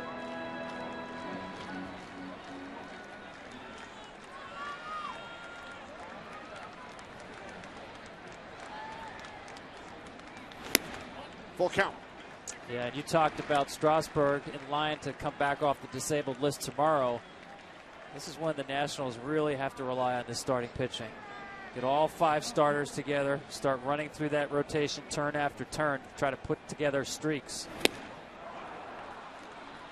Rayburn down on strikes. 6th strikeout for Jordan Zimmerman. The Fox Sports 1 fan cam caught fans here at the ballpark who are excited about Fox Sports 1, America's new network, coming this August.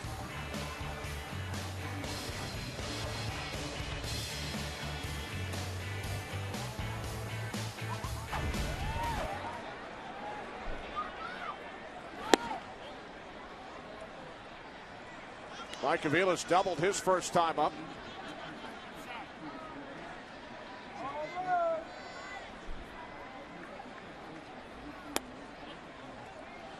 You know, Kenny, the other reason I talk about the Nationals rotation, listen, we all know it's a good one. I think especially now without Bryce Harper in the lineup, they really have to win games with their starting pitching. Aviles with a blue pitch to center field, and it drops in front of Denard Span. So Aviles has his second hit of the game.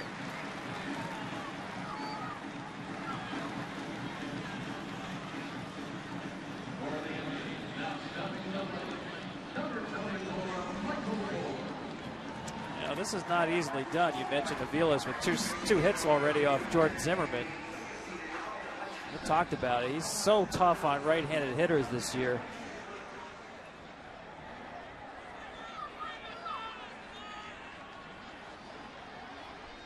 Righty's hitting just 158 against Zimmerman coming into the game tonight. Michael Bourne 0 for 2. Nationals have kept Bourne off the base paths.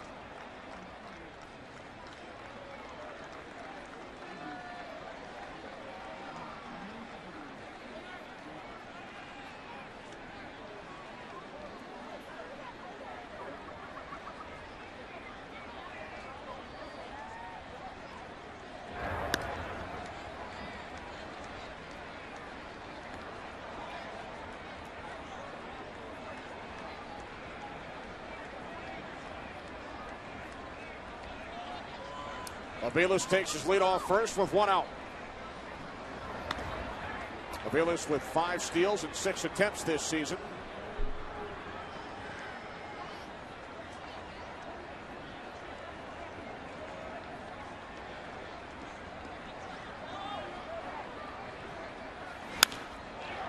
Left field off the bat of Bourne. Coben is under it. 2 away.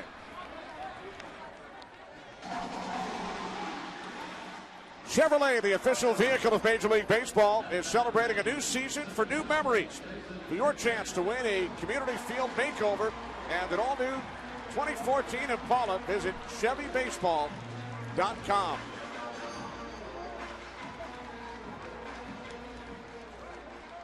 With 2 outs here in the bottom of the 5th inning, Jason Kipnis steps in. Kipnis has reached base twice. Walk in the 1st inning, and then singled in a run in the 3rd. You know, I'm not sure this is a stolen base situation, but when you look at the way the Nationals are so poor against the running game, it does make you think. Opponents are 43 out of 49 in stolen base attempts against the Nationals. That's an 88% success rate. League average about 70%. Kurt Suzuki has thrown out only 3 runners all year. Of course, you talk about catchers throwing runners out. You can't separate it from the job pitchers do holding runners close. But that is definitely one of the weaknesses of this Nationals pitching staff, is defending the running game. Nice block by Suzuki. Now 2-1 on Kipnis. And check this out, Tom. Since the start of last season, only 3 players in all of baseball have hit at least 20 home runs and stolen at least 40 bases. Kipnis joining Mike Trout and Carlos Gomez. That is pretty surprising. What do you think? You could win some money with that trivia question. The Absolutely. only infielder to do it. I think folks outside the Cleveland area would be very surprised when looking at that list. And Jason Kipnis always has a very good stolen base percentage. Base hit left field off the bat of Kipnis, so Kipnis reaches base for the 3rd time tonight. Indians with runners on 1st and 2nd for Nick Swisher with 2 away. Boy, that looked like a replay of his first hit, didn't it? And he's got such a pure stroke. Don't let that batting stance fool you. By the time the pitcher starts to get in ready position, he's ready. He starts with that bat flat, pointing to the backstop, but he gets himself in good hitting position. Twice now Zimmerman has tried that fastball away, and Kipnis said, I'm not going to try to pull that. Squares it up, hits it the other way past Desmond. So a big opportunity here for Nick Swisher, who has struck out twice and is now 4 for his last 45. And Zimmerman has gone to the breaking ball both times to get him. His out pitch has been a slider and then curveball. Hasn't thrown many curveballs today, but he got him last time up. Right there, he tried to start him with one.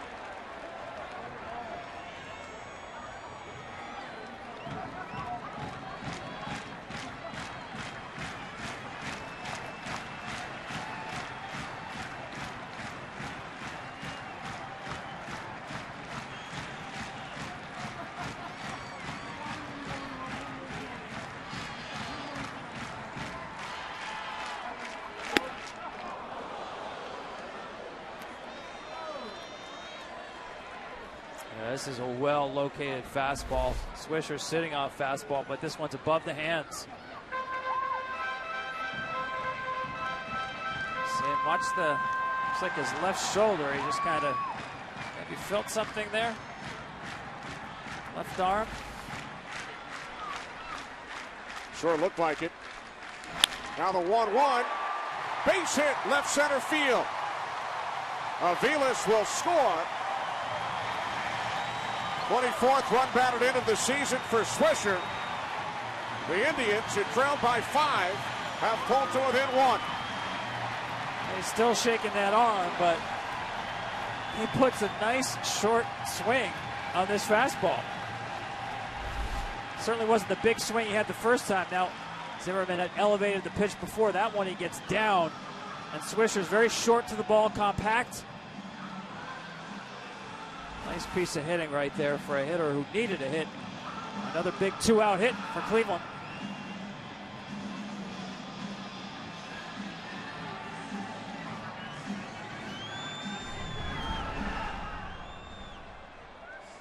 The Indians, Tom, have scored all 4 of their runs tonight with 2 outs. They lead the American League in that category.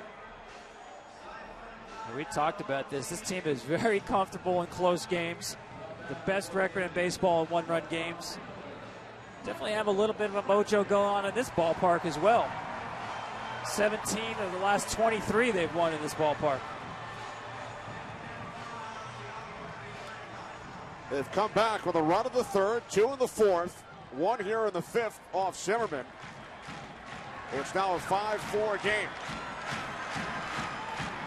Mickey Brantley 0 for 2 has grounded out twice.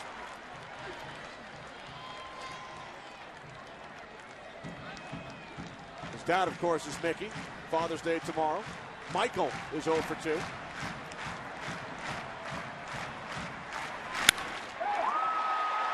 Right center. Rolls to the wall.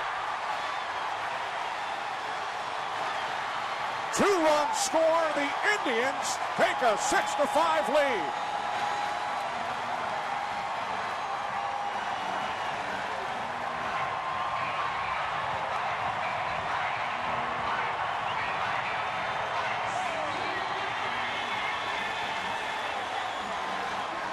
Down 5 runs to Jordan Zimmerman, all the way back and then some. 95 miles an hour up, and Brantley's ready for it. Actually had defended him. The outfield slightly swung around to the opposite field, and he turned that one around.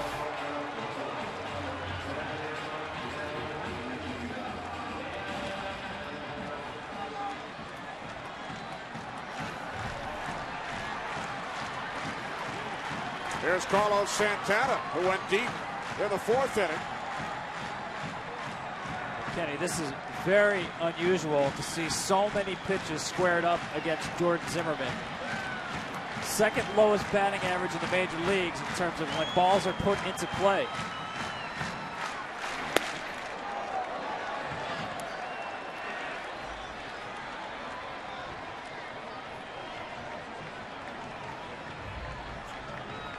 Kipner, Swisher, Brantley really have squared up every ball in this inning.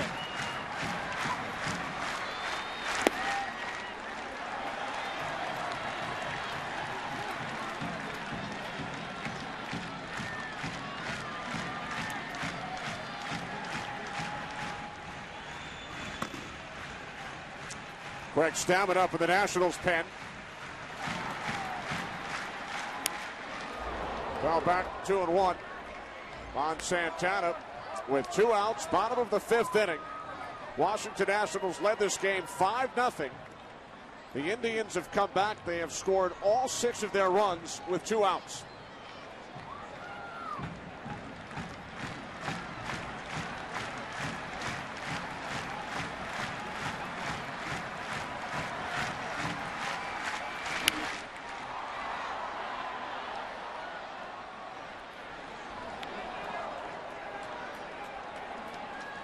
Coming into this game, Tom, Jordan Zimmerman had allowed only 21 earned runs in 13 starts, and 7 came in 1 start against Baltimore. So in his other 12 starts, 14 earned runs. If you're the Nationals, you've got Zimmerman on the mound with a 5-run lead. You feel good. Not now. On the ground to the right side, LaRoche to the bag. But the Indians score 3 off Zimmerman in the 5th and now lead 6-5.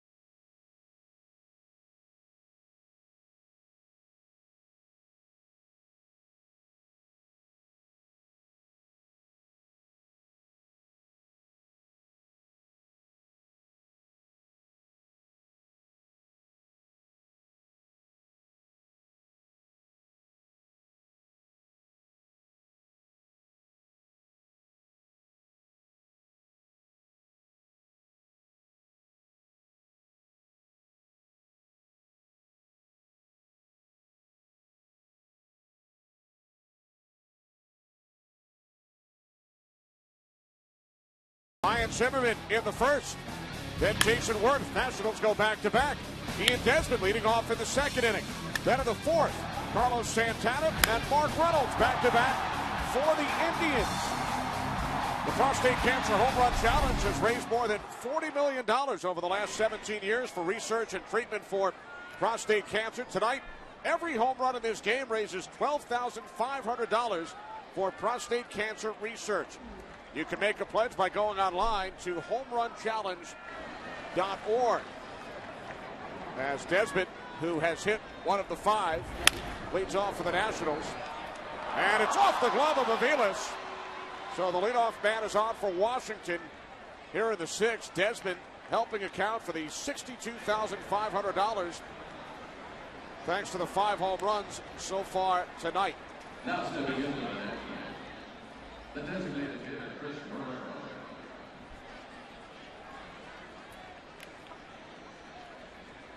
Second error committed by Aviles in tonight's game.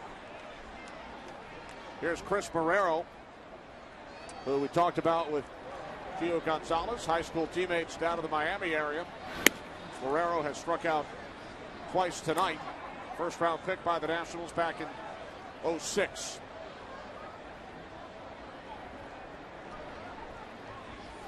Washington led 5-0. They chased Cleveland starter Scott Kazmir after 2 2/3, but the Indians have come back. Cleveland with 6 two-out runs. Now lead 6-5.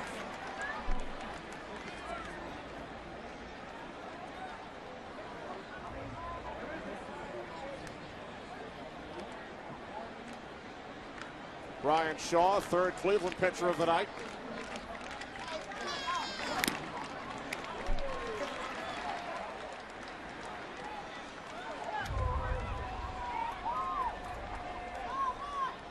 You know, Gio was talking about how far he would hit him in high school. He's got big-time power. In the minor leagues at age 18, he hit 23 home runs.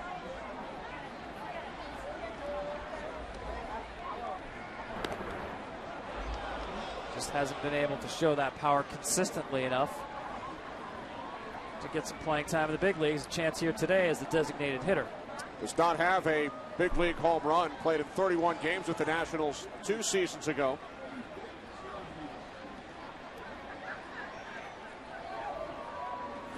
The 1-2, Shaw missing away. Now 2 balls, 2 strikes. Sorry, Kenny. He's got kind of the right-handed version of an Adam LaRoche stance. He's not open, but extremely upright. Talk about a hitter looking relaxed in the box. He looks like he's waiting for a bus.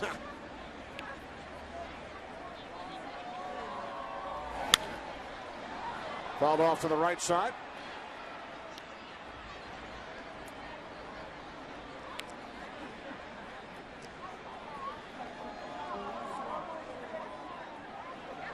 In case you noticed, a number of number 22 jerseys in the stands. It is Jason Kipnis replica jersey night here in Cleveland.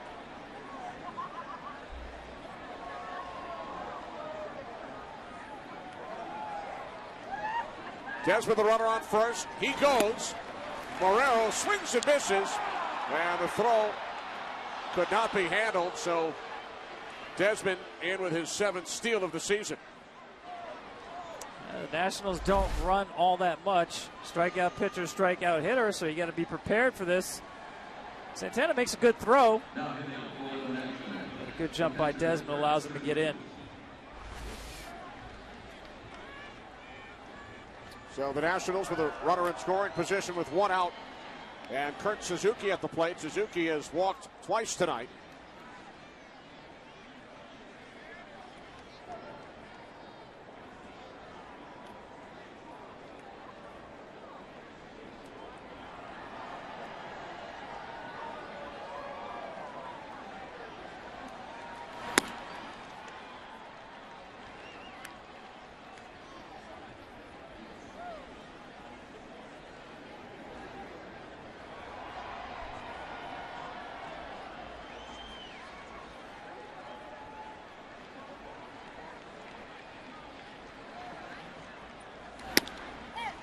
One and one.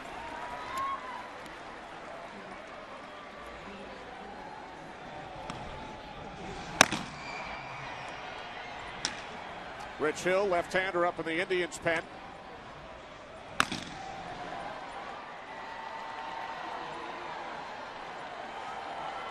One from Shaw, fouled back by Suzuki, now 1-2. Yeah, normally when your starter gets knocked out in the third inning, Kenny, a manager starts to worry about getting into that bullpen early and often. But in this case, with the length that Masterson gave Terry Francona last night, the fact that he has 8 relief pitchers out in that bullpen, he's in good shape.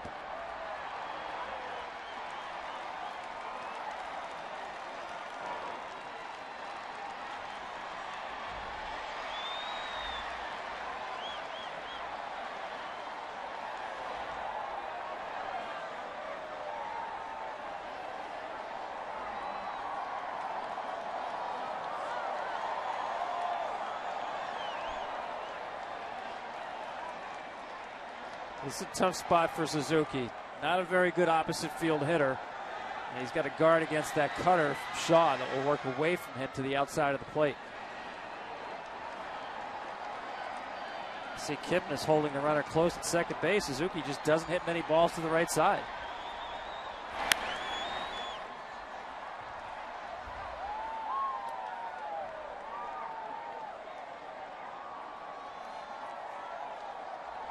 He's got 3 hits this year to the opposite field. And if you're not a power guy, you're using half the field, well, you're not going to hit for a very high average.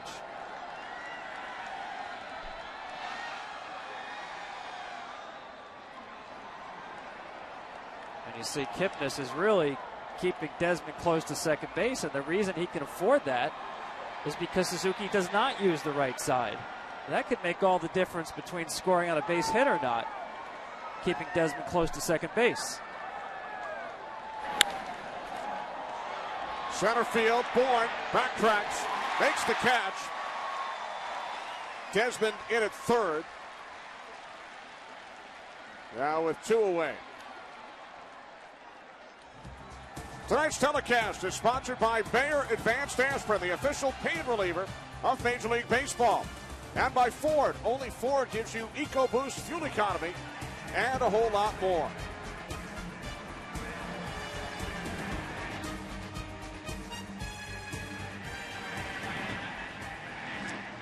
A visit from pitching coach Mickey Callaway as the Nationals have sent Steve Lombardozzi up to the plate to bat for Jeff Cobernis.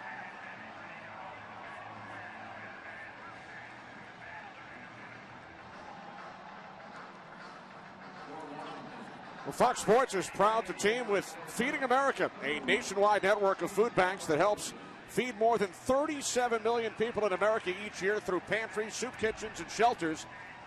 Visit feedingamerica.org/Fox Sports to learn how you can fight hunger in your community. Together, we are feeding America.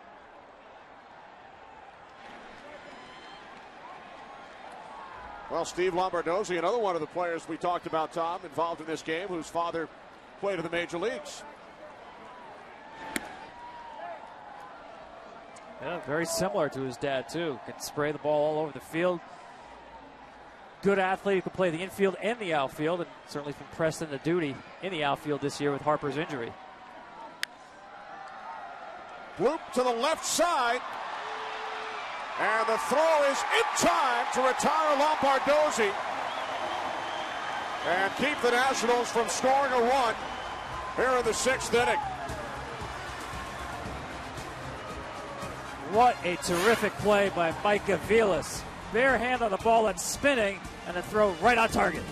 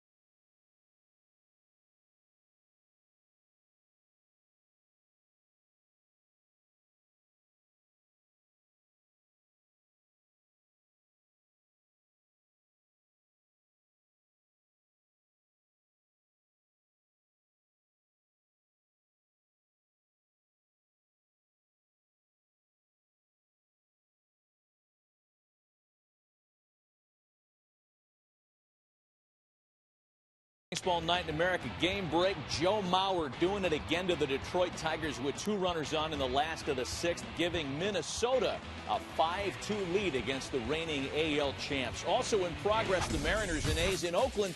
They were scoreless until the top of the 6th when 41-year-old veteran Henry Blanco, playing in his first game as an M, hits for a grand slam. It's a 4-0 Mariners lead as we get you out to the ballpark in Kenny and Tom. Thanks very much, Matt. That Twins lead over the Tigers. Good news for the Indians, who trailed Detroit by only 4.5 games in the American League Central.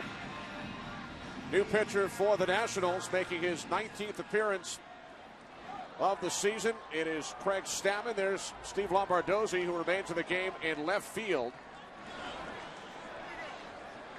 Stammen will face Mark Reynolds leading off for the Indians. Here in the bottom of the 6th inning, Reynolds went deep his last time up. Santana and Reynolds with back-to-back home runs in the 4th. Indians would then score 3 runs in the 5th inning. All 6 Cleveland runs, Tom, scored with 2 outs in tonight's game. Yeah, very unusual to see Jordan Zimmerman get squared up the way that Indians took care of him, especially, as you mentioned, in those 2-out situations.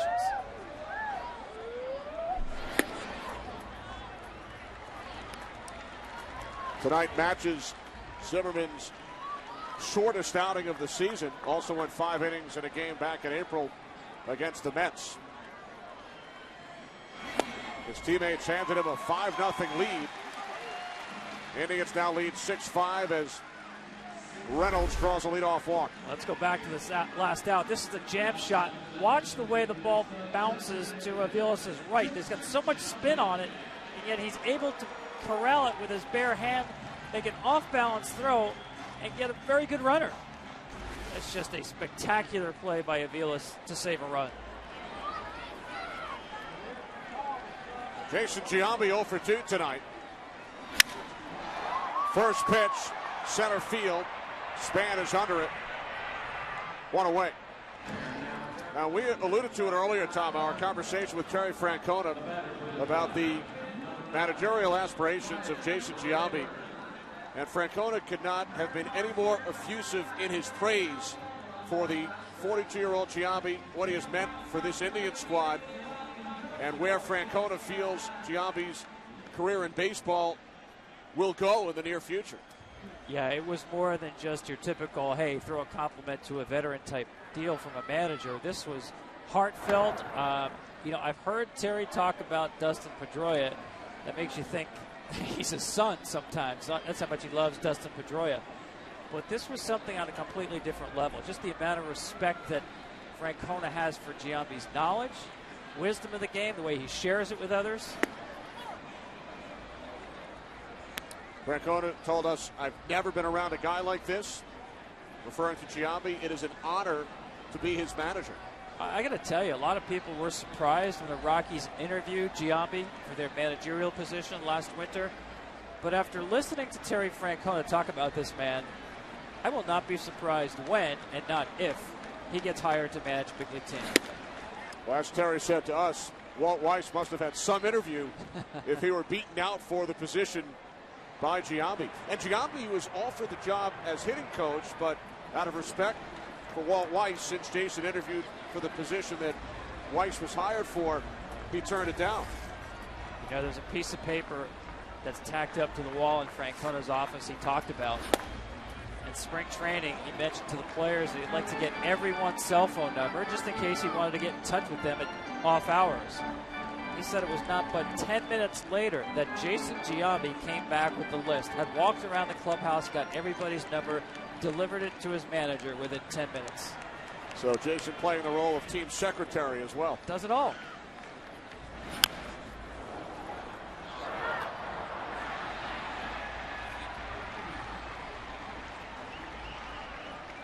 But I know that term veteran leadership, Kenny, is thrown around a lot in baseball. And listen, you have to still be productive, and Giambi still is. Still controls the strike zone very well.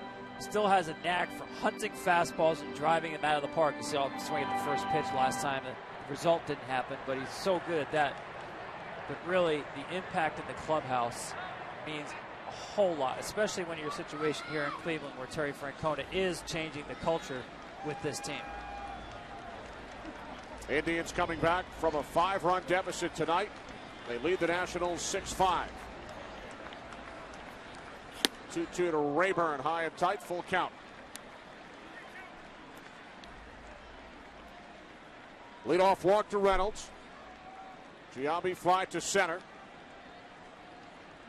And let's see if Francona decides to start the runner here. If he thinks Rayburn's got a good chance of making contact here, he will. There goes Reynolds.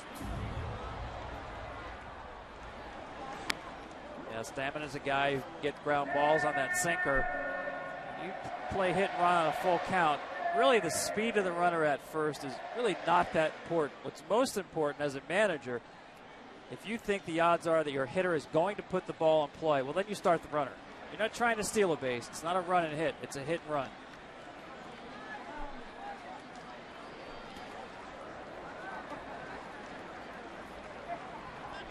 Reynolds goes. Payoff pitch. Ball 4. Second walk of the inning issued by Stammen. Indians have 2 on with only 1 out. Make Sunday extra special by going out to the ballpark. Go to MLB.com/Sunday to find special ticket offers.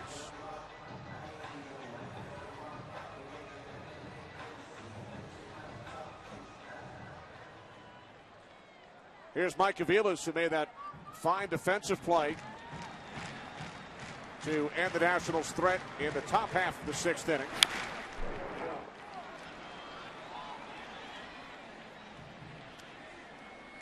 Yeah, this is that good sinker from Stammen driving down and in on him off the front leg.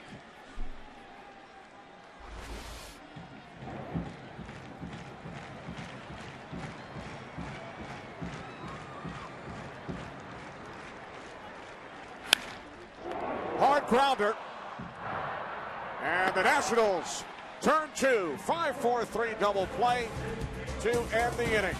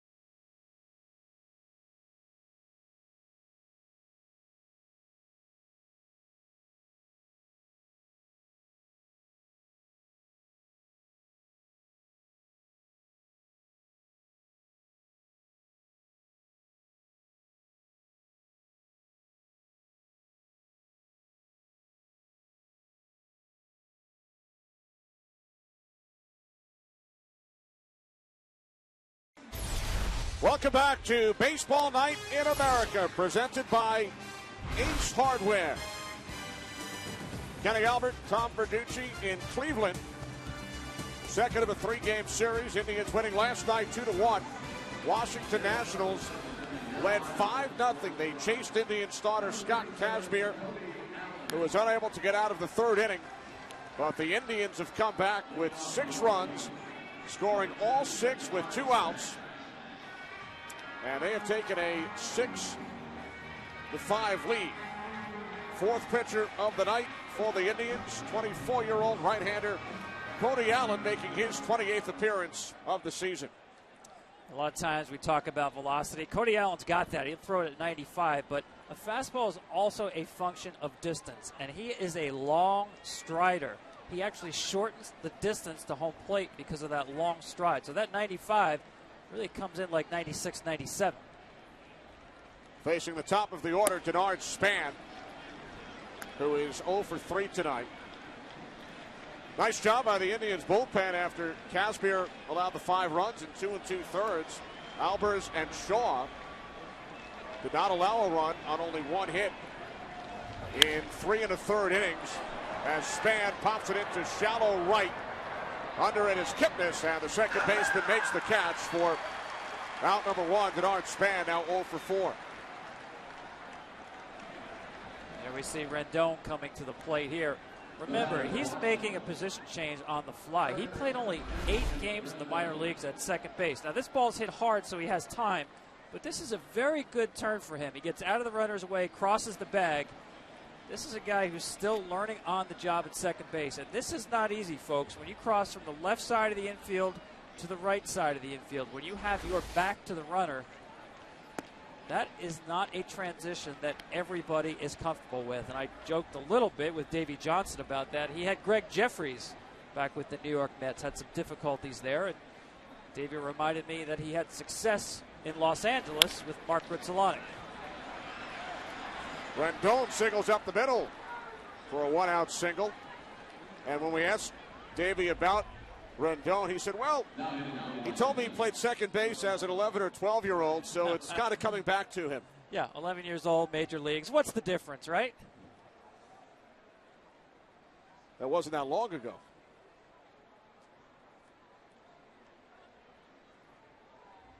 So with Rendon on at first, Ryan Zimmerman steps in. Zimmerman, the first of back-to-back homers, along with Jason Worth in the first inning.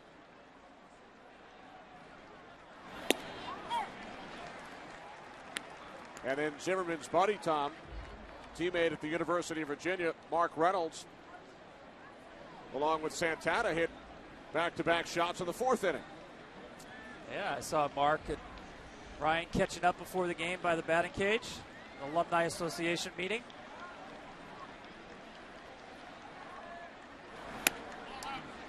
You and our statistician, Marty Aronoff, of course, holding a Penn State alumni meeting here in the broadcast booth tonight. Yes. In the booth, not by the batting cage, but yeah, Ryan Zimmerman comes from a hotbed of baseball. You talk about that Northern Virginia area. David Wright, the Upton brothers, all around a similar time.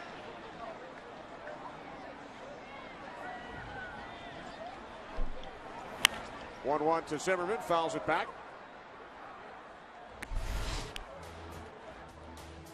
Team photo from 2004.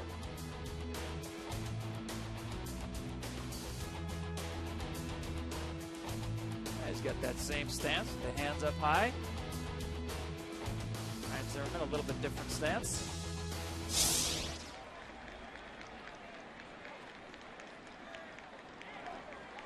Both have had very productive major league careers to this point.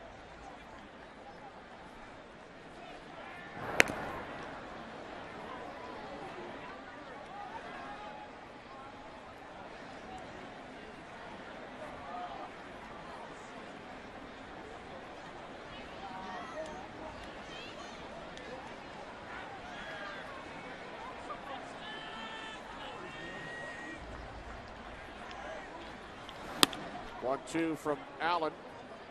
Now 2 balls, 2 strikes. Time now for the Just for Men Auto Stop foolproof stat. The Indians have had great success, Tom, with 2 outs tonight. Yeah, this has been their MO throughout the season, Kenny. And I think it can really establish a personality for a team. We saw this last year with the Orioles. Clutch hitting, winning games late, winning close games. I think the Indians are developing that kind of a personality. And when I say personality, it's more along the lines of confidence. You do it so many times. You get in situations with 2 outs. You get in situations that are tight games late. You expect good things to happen. And I think the Indians are building towards that. Mark Reynolds, the common denominator when you look back at last year's Orioles squad. Payoff pitch, or called, strike 3.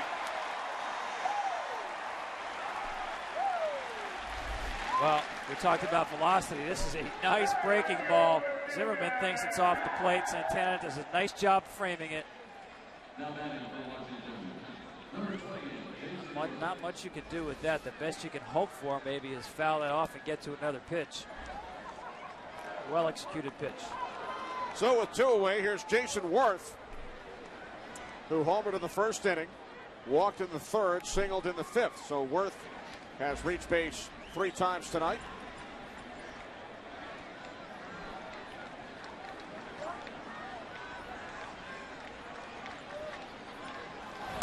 Worth, a third-generation Major League ball player. As we take you back to the first inning, his 6th of the season. Stepfather Dennis Worth, his uncle Dick Schofield, and his grandfather Dickie Schofield, all major leaguers. Very athletic family.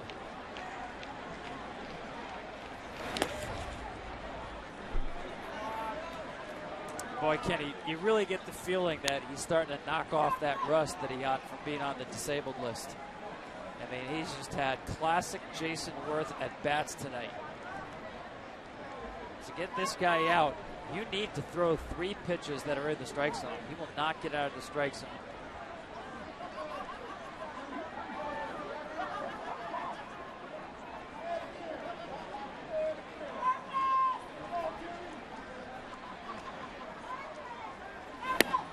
And we saw the footage earlier of Indians' first-round pick Clint Frazier with manager Terry Francona.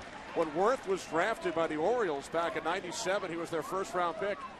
Davey Johnson was the Baltimore manager, and he invited Worth to spend the game with him in the dugout when he visited Baltimore. 16 years later, Worth playing for Davey Johnson about 30 miles south in D.C. Jason Worth was a catcher back then.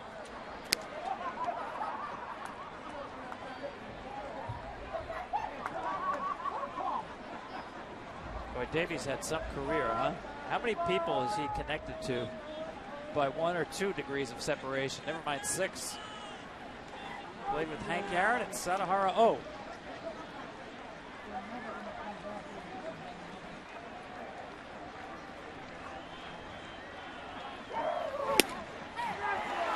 Full count. Yeah, those are the pitches Jason Worth is. He's not going to swing at those. Those are pitcher's pitches. It's a well-executed pitch right on the black.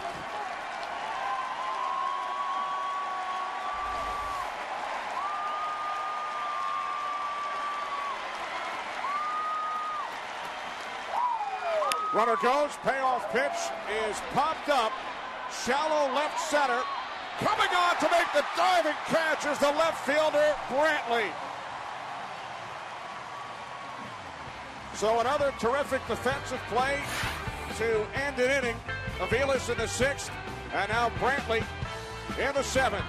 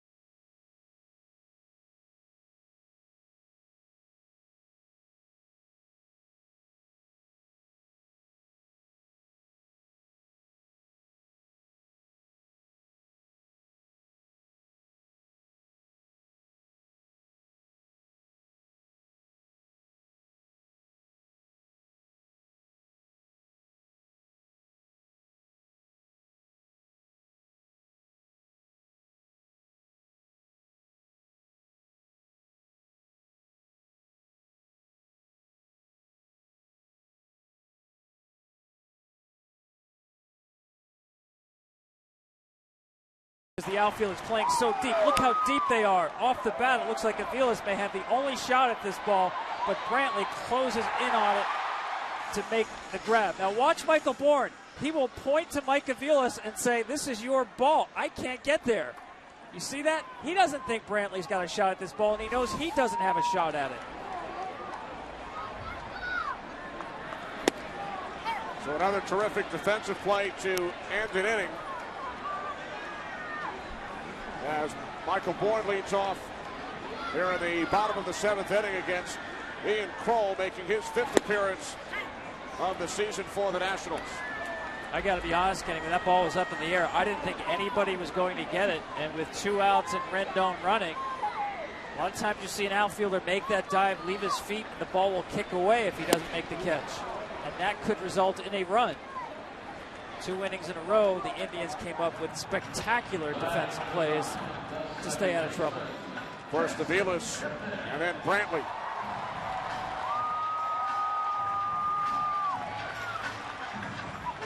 Brantley also had the go-ahead base hit.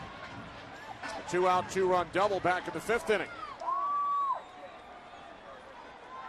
Kipnis with 2 hits and an RBI today.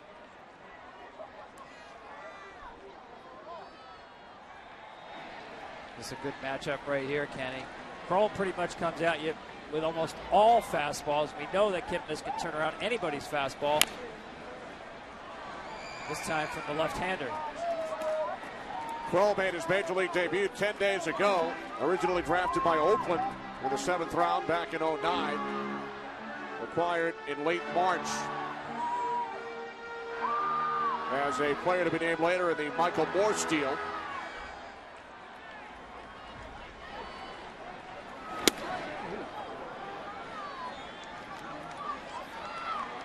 That's a case where you can tell that it's very difficult to pick up the ball on Kroll. 22 years old, live arm, hides the ball very well.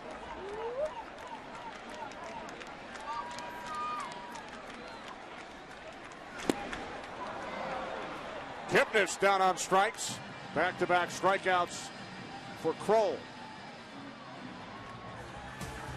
Today's telecast, presented by Ace Hardware, is sponsored by Leinenkugel Summer Shandy. Join us out here.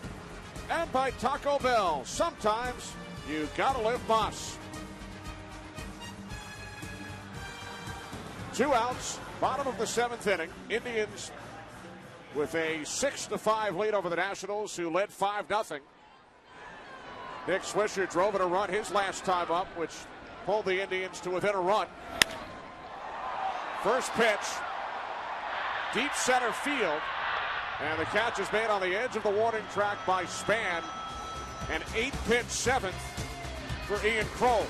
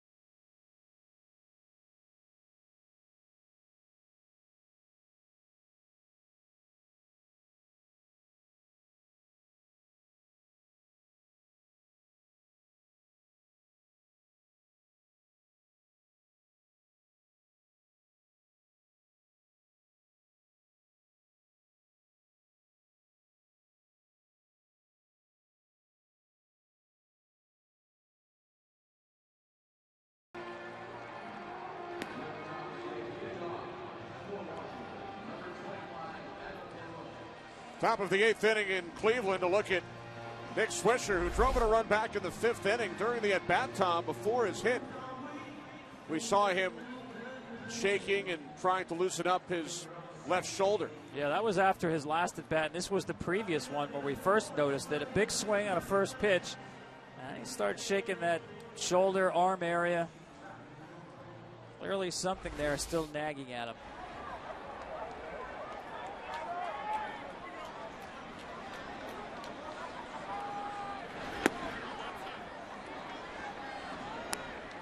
Fifth pitcher of the game for the Indians, the right-hander Joe Smith, making his 27th appearance, facing Adam LaRoche, who has had a tough night at the plate. Tom struck out in the first, grounded into a double play with the base loaded in the third, and then an inning-ending double play in the fifth.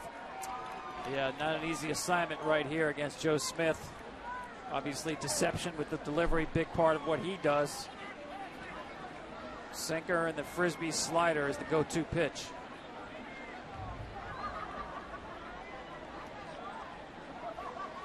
Smith, an Ohio native, born in Cincinnati, attended Wright State. 5th year with the Indians. LaRoche grounds out for the third baseman Reynolds, one away. Our Fox Sports 1 game summary presented by Fox Sports 1, America's new sports network, coming this August. Nationals with 3 solo home runs off Indian starter Scott Kazmir. Washington led 5-0. Indians have come back. They've scored all 6 of their runs with 2 outs. And a terrific job, Tom, done by the Indians' pen. Oh, I said they have 8 out in the bullpen. I didn't expect we'd see all of them by the time we're done, but you're absolutely right. Your starter gives you 2 2/3. It looks like it's trouble city, but the bullpen has really locked down the Nationals lineup.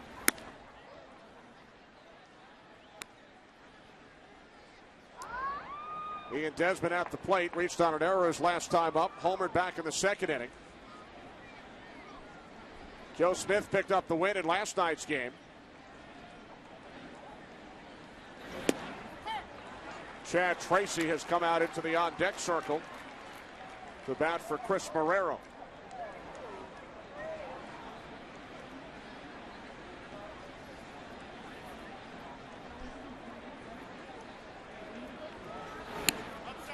Tom, you're talking about the brilliant career of Davey Johnson, now in his 52nd season in professional baseball. He hit behind Hank Aaron and Sadaharu Oh, as you mentioned earlier. Won 2 World Series titles as a player with the Orioles, another one as a manager. But when you look back at baseball history, he was on the winning side in the Bill Buckner game and the losing side in the Jeffrey Mayer game. What a career. I mean, you talk about his playing career, 43 home runs as second baseman 1 year with the Braves. And especially what he has done as a manager, it's a man who's definitely going to get Hall of Fame consideration. And a terrific honor. He will be a coach on Bruce Bochy's staff at the All-Star game next month at Citi Field in New York. Ground ball to the shortstop, Aviles. Fires across for out number 2. Well, Davey Johnson will be there. So will Joe Buck, Tim McCarver, and our Fox crew. Baseball's greatest stars gather in the most exciting city in the world for the biggest event of the summer. Baseball's Midsummer Classic returns to New York with home field advantage for the World Series on the line. It's the 2013 All-Star Game, live from New York, July 16th, only on Fox. Davey Johnson managed Bruce Bochy, and when Bochy called him and asked if he would like to be one of his coaches in the All-Star game, Davey said, well, you really don't have to do that. You don't have to return the favor just because I was your manager. And Bochy said, no, the game's in New York. You won the World Series with the Mets in '86. I'd love for you to be there with me. And let's not forget, Davey has said this is his last year managing. So what a way to go out, so to speak, at least in terms of the All-Star game, to go back to New York where he's still so beloved. And I talked about the Hall of Fame, Kenny. You know, he could possibly, he would be eligible as long as he does retire, to be on one of the committee ballots this December. Already expecting Joe Torre, Bobby Cox, and Tony La Russa all to be on that ballot as well. That would be an amazing class. And you talk about a player class with Frank Thomas, Tom Glavine, and Greg Maddox. And the ceremonies might go on for a week next year. Davey certainly belongs. The 0-2 to Tracy. Pinch hitting for Marrero. Deep center field. And going up is the center fielder Bourne. Unable to make the catch. We are tied at 6.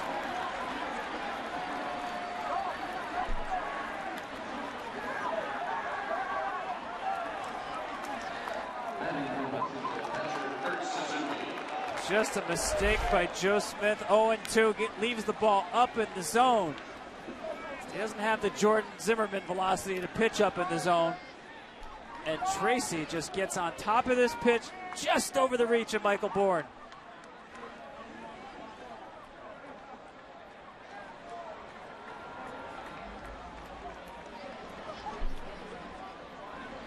So Chad Tracy with his second pinch hit home run of the season on a 2-out 0-2 pitch, ties the game at 6.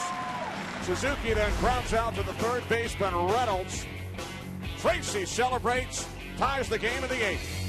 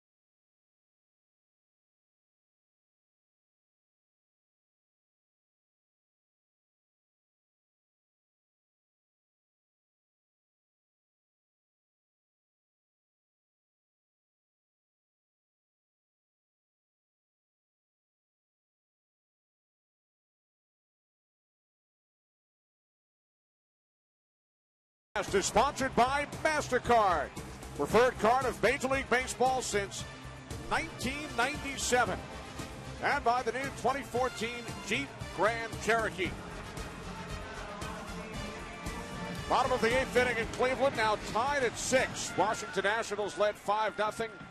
Indians then scored the next 6, all with 2 outs, before Chad Tracy tied the game with a pinch hit home run off Joe Smith in the top of the 8th inning, the 4th solo home run for the Nationals in tonight's game. And now Michael Brantley leads off for the Indians. He gave Cleveland the lead with a 2-out double back in the 5th inning.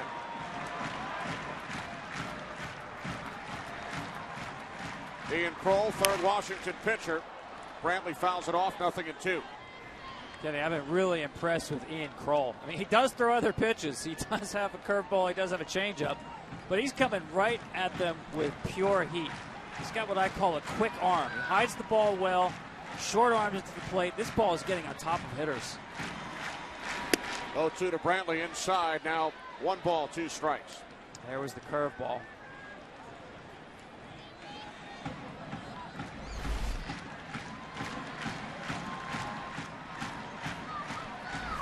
That's just to show him he's got something else. Back to the heater right here.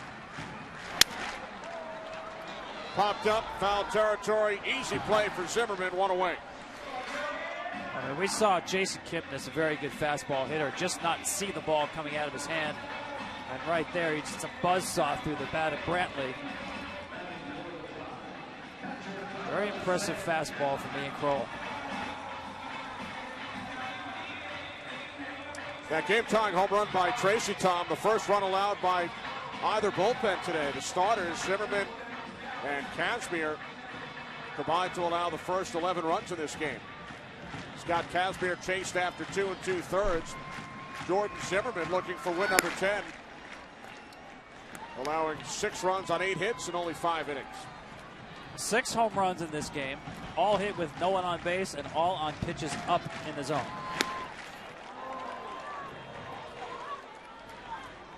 Saw Vinny Pistano up in the Indians' pen. Carlos Santana has one of those 6 solo home runs. Went deep back in the 4th inning. Now that was impressive right there. That's a 2-0 count. Santana's coming out of his shoes, sitting on the fastball. He's shaking his wrist there. He swung so hard, and this ball is by him. Good location, kept it away. Very impressive fastball.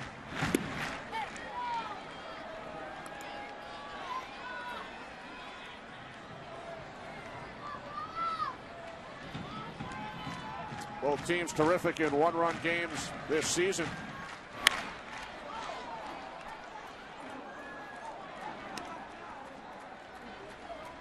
I mean, this is fun to watch right here. This is like when you're a kid and you go to the batting cages. You go in that last batting cage with the fastest machine and you pump in quarters. That's the changeup right there to try to get him off the fastball, but there's no mystery what's coming here. 3-2. Everything tonight except the quarters. Payoff pitch to Santana, and Kroll wins the battle. I mean, this ball had a little cut on it. Watch it run down and in on Santana. Tail away by Suzuki, the way Suzuki caught the ball. Santana's thinking maybe he got a piece of it on the foul, but that's some good cut on this ball. Hard down and in. What a job by Ian Kroll. Kroll retires all 5 Indians he faced through Storen coming in.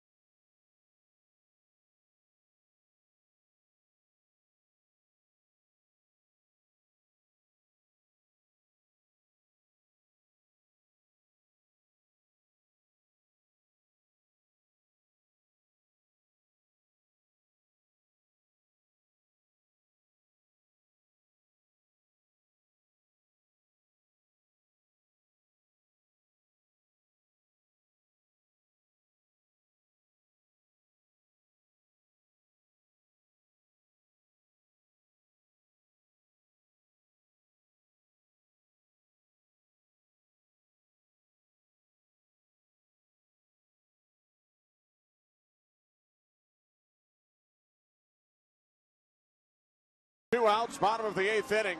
A combined 15 hits in this game, Tom. There have been more home runs, 7, Ben Singles, 6. Yeah, after a pitcher's duel last night, never know what you get in this game. But right now you're getting the book move, which is to bring in Storen, the veteran right-hander, and his slider matched up against Reynolds. Base is empty, 2 outs. Ball 1. And by that I mean Kroll was your hot pitcher on the mound. He looked like he could throw a baseball through a brick wall that inning. But Drew Storen is your 8th inning guy, a veteran pitcher, been in these games, these spots, and the matchup with the slider on Reynolds is what Davey Johnson wants.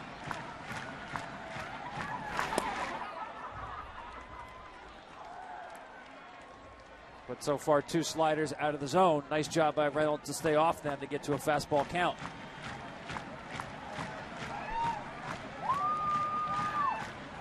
Reynolds, his 14th home run of the season, back in the 4th. And then he walked his last time up in the 6th. Tied at 6, bottom of the 8th.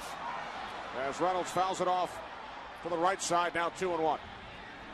That's a good pitch by Storen because it was a fastball count, needed to throw a strike, but he elevated the fastball. I think when you pitch to Mark Reynolds with fastballs, you want them up above the hands.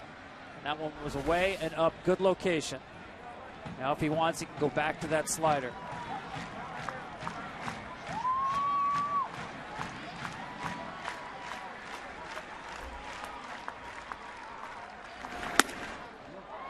He stayed up with the fastball. Kenny, I think the one pitch you just want to stay away from here is the fastball below his hands.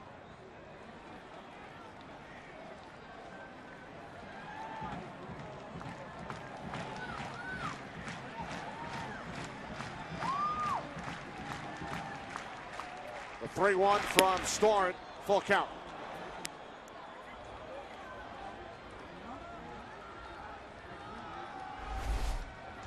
Yeah, this is a slider that Storen wants to throw for a strike. That's almost the first pitch, get me over slider. Caught Reynolds looking for the fastball there.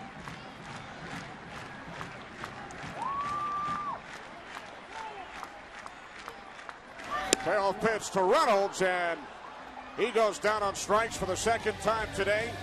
Through 8, we are tied at 6.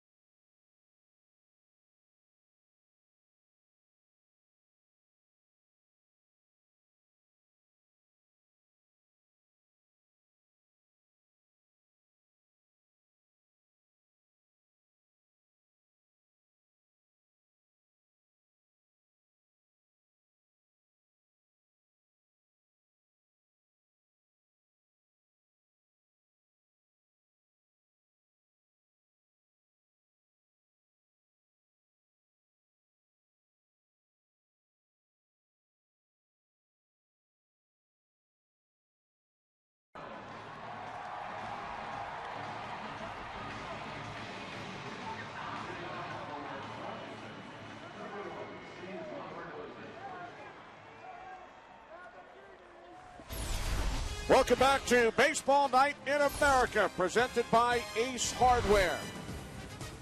Kenny Albert, Tom Verducci, Nationals and Indians tied at 6 as we move to the 9th. Vinny Pistano, the 6th Cleveland pitcher of the ball game. Strike one to Lombardozzi, who grounded out in the 6th inning on a spectacular play by Aviles. Quickly falling behind, 0-2. Yeah, this is another book move. Tie game at home. 9th inning, you bring in your closer. Although it's tough to tell with the Indians these days because they have not had a save opportunity in about 3 weeks.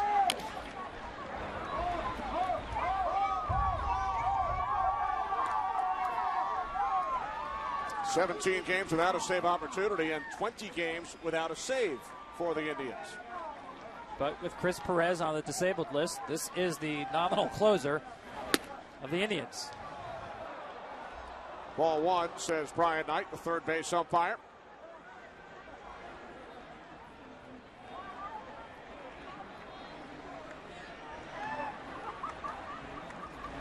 One, two, and Lombardozzi stays alive. Nationals tied the game in the 8th inning on a 2-out pinch hit home run off the bat of Chad Tracy. The 4th solo home run for the Nationals in tonight's game. The 4 long balls tie a season high for Washington. They've done it 7 times.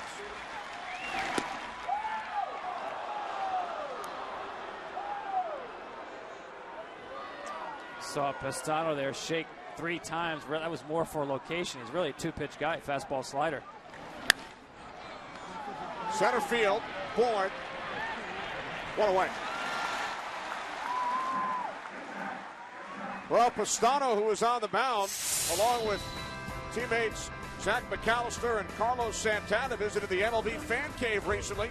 McAllister and Pistano surprised unsuspecting New Yorkers with the kiss cam, similar to the promotion run in ballparks during games. Carlos Santana received a haircut as well. Go to MLBFancave.com in the coming days to watch the entire video. Denard Span 0 for 4 tonight. Indians were swept by the Yankees in that series when the guys visited the Fan Cave. They were then swept in Detroit. Won 2 of 3 in Texas and took the series opener here last night. So the Indians have won 3 in a row after losing 6 of the first 7 on that trip. This game they trailed 5-0, came back, took a 6-5 lead. We are now tied at 6. But at least Carlos Santana got a haircut. Trip to New York wasn't a total loss. That's right. No wins, but a haircut.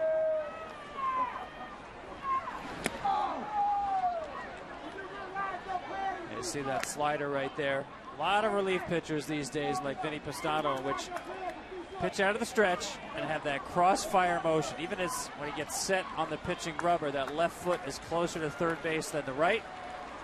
Cross body and throw that slider front door and back door. Bounce to the first baseman, Swisher. Easy play for out number 2.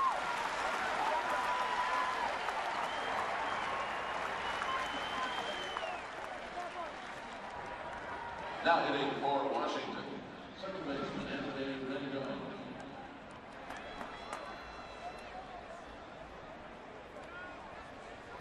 So with 2 away, here's Anthony Rendon, who has 2 hits in the game. He's 2 for 4. Looking ahead, Indians have Giambi, Rayburn, and Aviles due up in the bottom of the 9th. First pitch, pop-up, foul territory. And it bounces. It's a miscommunication, so Rendon stays alive. Yeah, I thought Swisher called this ball too early. I thought it was actually an easier, better play for Kipnis. It looked like Swisher calls it, and Kipnis just pulls off the play right there. And all of a sudden, it's, whoa, I'm not underneath this thing.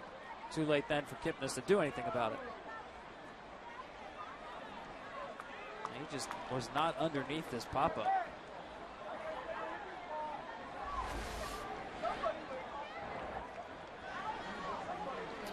Error is charged to Nick Swisher.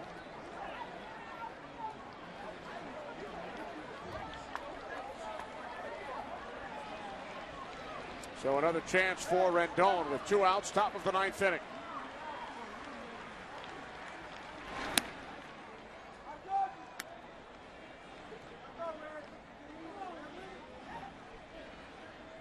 See Mark Reynolds there at third base, making sure the ball doesn't get between him and the line. No doubles at third base. 2 outs, nobody on. You'll give up the single. Right field, well hit. Back on the warning track. It is gone. A reprieve for Rendon after the error. And the Nationals go back on top with their 5th home run of the night.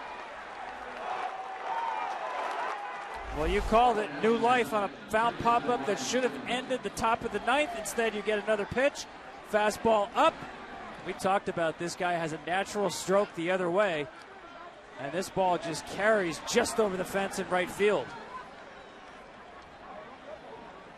So for Anthony Rendon, it is his 1st Major League home run, his 3rd base hit tonight. The Nationals take a 7-6 lead in the top of the 9th inning. After they were given a second chance, the foul pop, which would have gone for the 3rd out, drops in between Swisher and Kipnis. Rendon stays alive, and the Nationals now lead 7-6. Well, continuing with our theme right there. 7 home runs, all solo, all pitches up in the zone.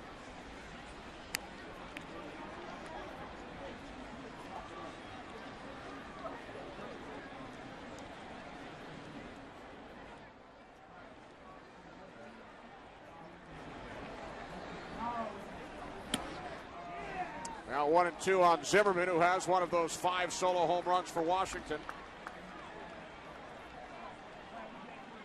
Chad Tracy tied the score with a 2-out shot in the top of the 8th inning, and now it's Rendon.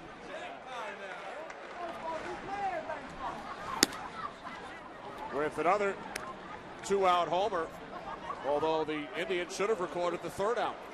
And you know, Kenny, I don't want to say it's Bryce Harper circa 2012, but Anthony Rendon has really given this team a lift. At a time when they've been desperate for offense, this is now a 9-game hitting streak. And I'll tell you, he's just got that look about him at the plate. As I said before, he's hit and hit tremendously on every level. He's just got that look like he knows what he's doing. The saying in the game, a guy looks hitterish at the plate. Well, Anthony Rendon looks hitterish every time he steps up there. Payoff pitch to Zimmerman, a called strike 3. But the Nationals strike again after the misplay. Drops in between Swisher and Kipnis in foul territory, giving Rendon new life. And he hits his 1st big league home run.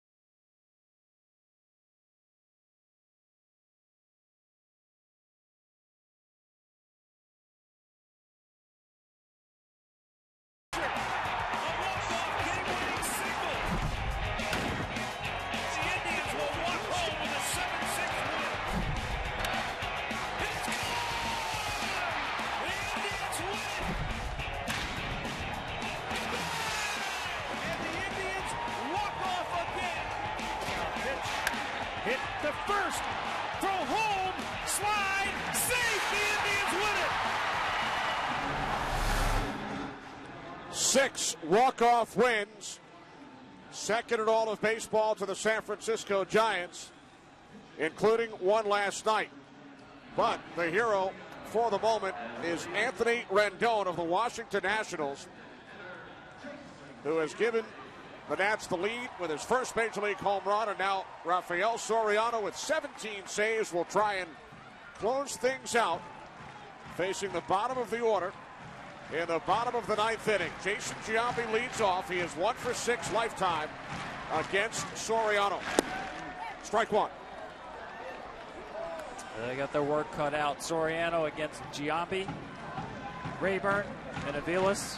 1 hit in 13 combined at bats. Giambi tonight 0 for 3.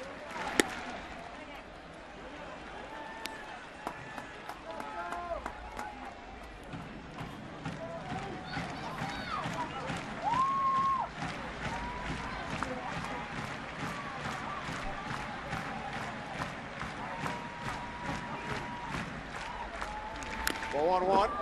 Foul back. 1-2 on Giambi.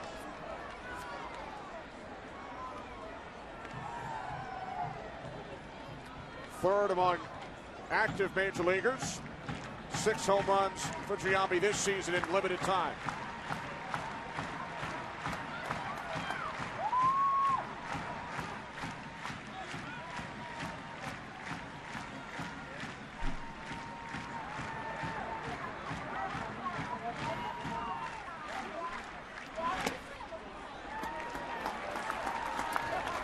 Five home runs for the Nationals tonight. Indians have hit 2. All 7 have been solo shots. Soriano showed him the breaking ball there. Didn't want to throw it for a strike, but just to get him off the fastball. A couple of years ago, you'd see 94 and 95 from Soriano. Not now, more of a cutter pitcher.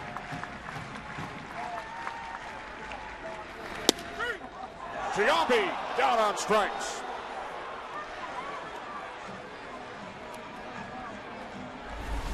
Oh, this is just paint on the black. Perfect location. Same pitch he started the at-bat with.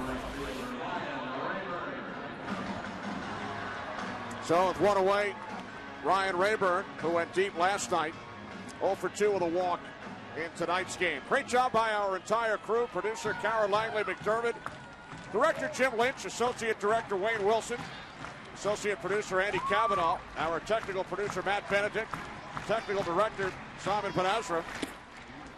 Ball 1 to Rayburn. Pre-game show produced by Manny Montalto, directed by Mark Deaver. Marty Aronoff crunching the numbers, along with Mark Seguro. Thanks to Michael Ciminella as well.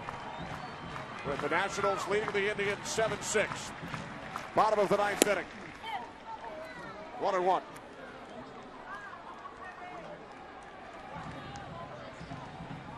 The Indians have not had a base runner since the 6th inning.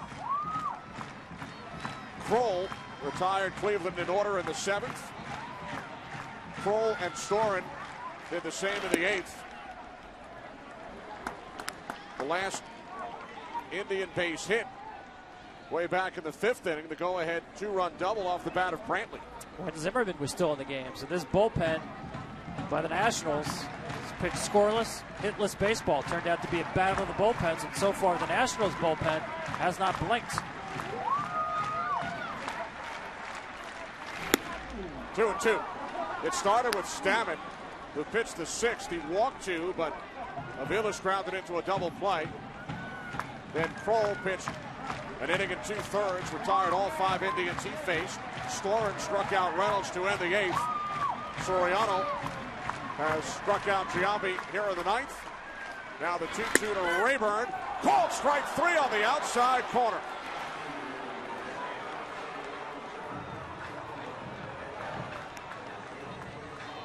Once again, just pinpoint control from Rafael Soriano. Watch Suzuki just stick that pitch on the black. It's 2 at-bats now the Indians have left in the hands of the umpire. In both cases, those are strikes, well-executed pitches by Soriano. So the last 4 Indians, Tom, and 6 of the last 8 Cleveland batters have struck out. Well, it really started with Ian Kroll. He came in and was like the bully on the block. Aviles into the gap in left center. It rolls to the wall. So the potential tying run is now on at second base. 3rd hit of the night for Mike Aviles. Right, really impressive all night against right-handed pitching. That's a fastball that is not on the block. Hard to the plate, and Aviles is ready for it. Like the aggressiveness right there. Now the Indians with the tying run in scoring position. First hit for Cleveland since the 5th inning. So here's Michael Bourne, who is 0 for 4 with 2 strikeouts tonight. 0 for 2 in his career against Soriano.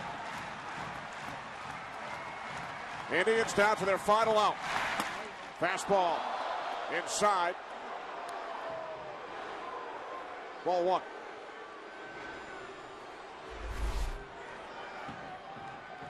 Needs to skip rope, somehow gets out of the way of this one. Situations right here that puts tremendous pressure on infielders. Ground ball hitter from the left side with very good speed. No such thing as a routine grounder unless it's right at you. Line drive is caught by the first baseman LaRoche. The ball game is over. The Washington Nationals, thanks to 5 home runs, including the first of his career off the bat of Anthony Rendon, the game winner in the top of the 9th inning. Time now for the King play of the game, brought to you by Burger King, where taste is king. Given a reprieve after a Nick Swisher error, Rendon, with his first big league home run, gave the Nationals a 7-6 lead. And Washington ends the Indians' 3-game win streak. For Tom Verducci and our entire crew, Kenny Albert saying so long from Cleveland. Matt Veskersen and Harold Reynolds coming up after these messages.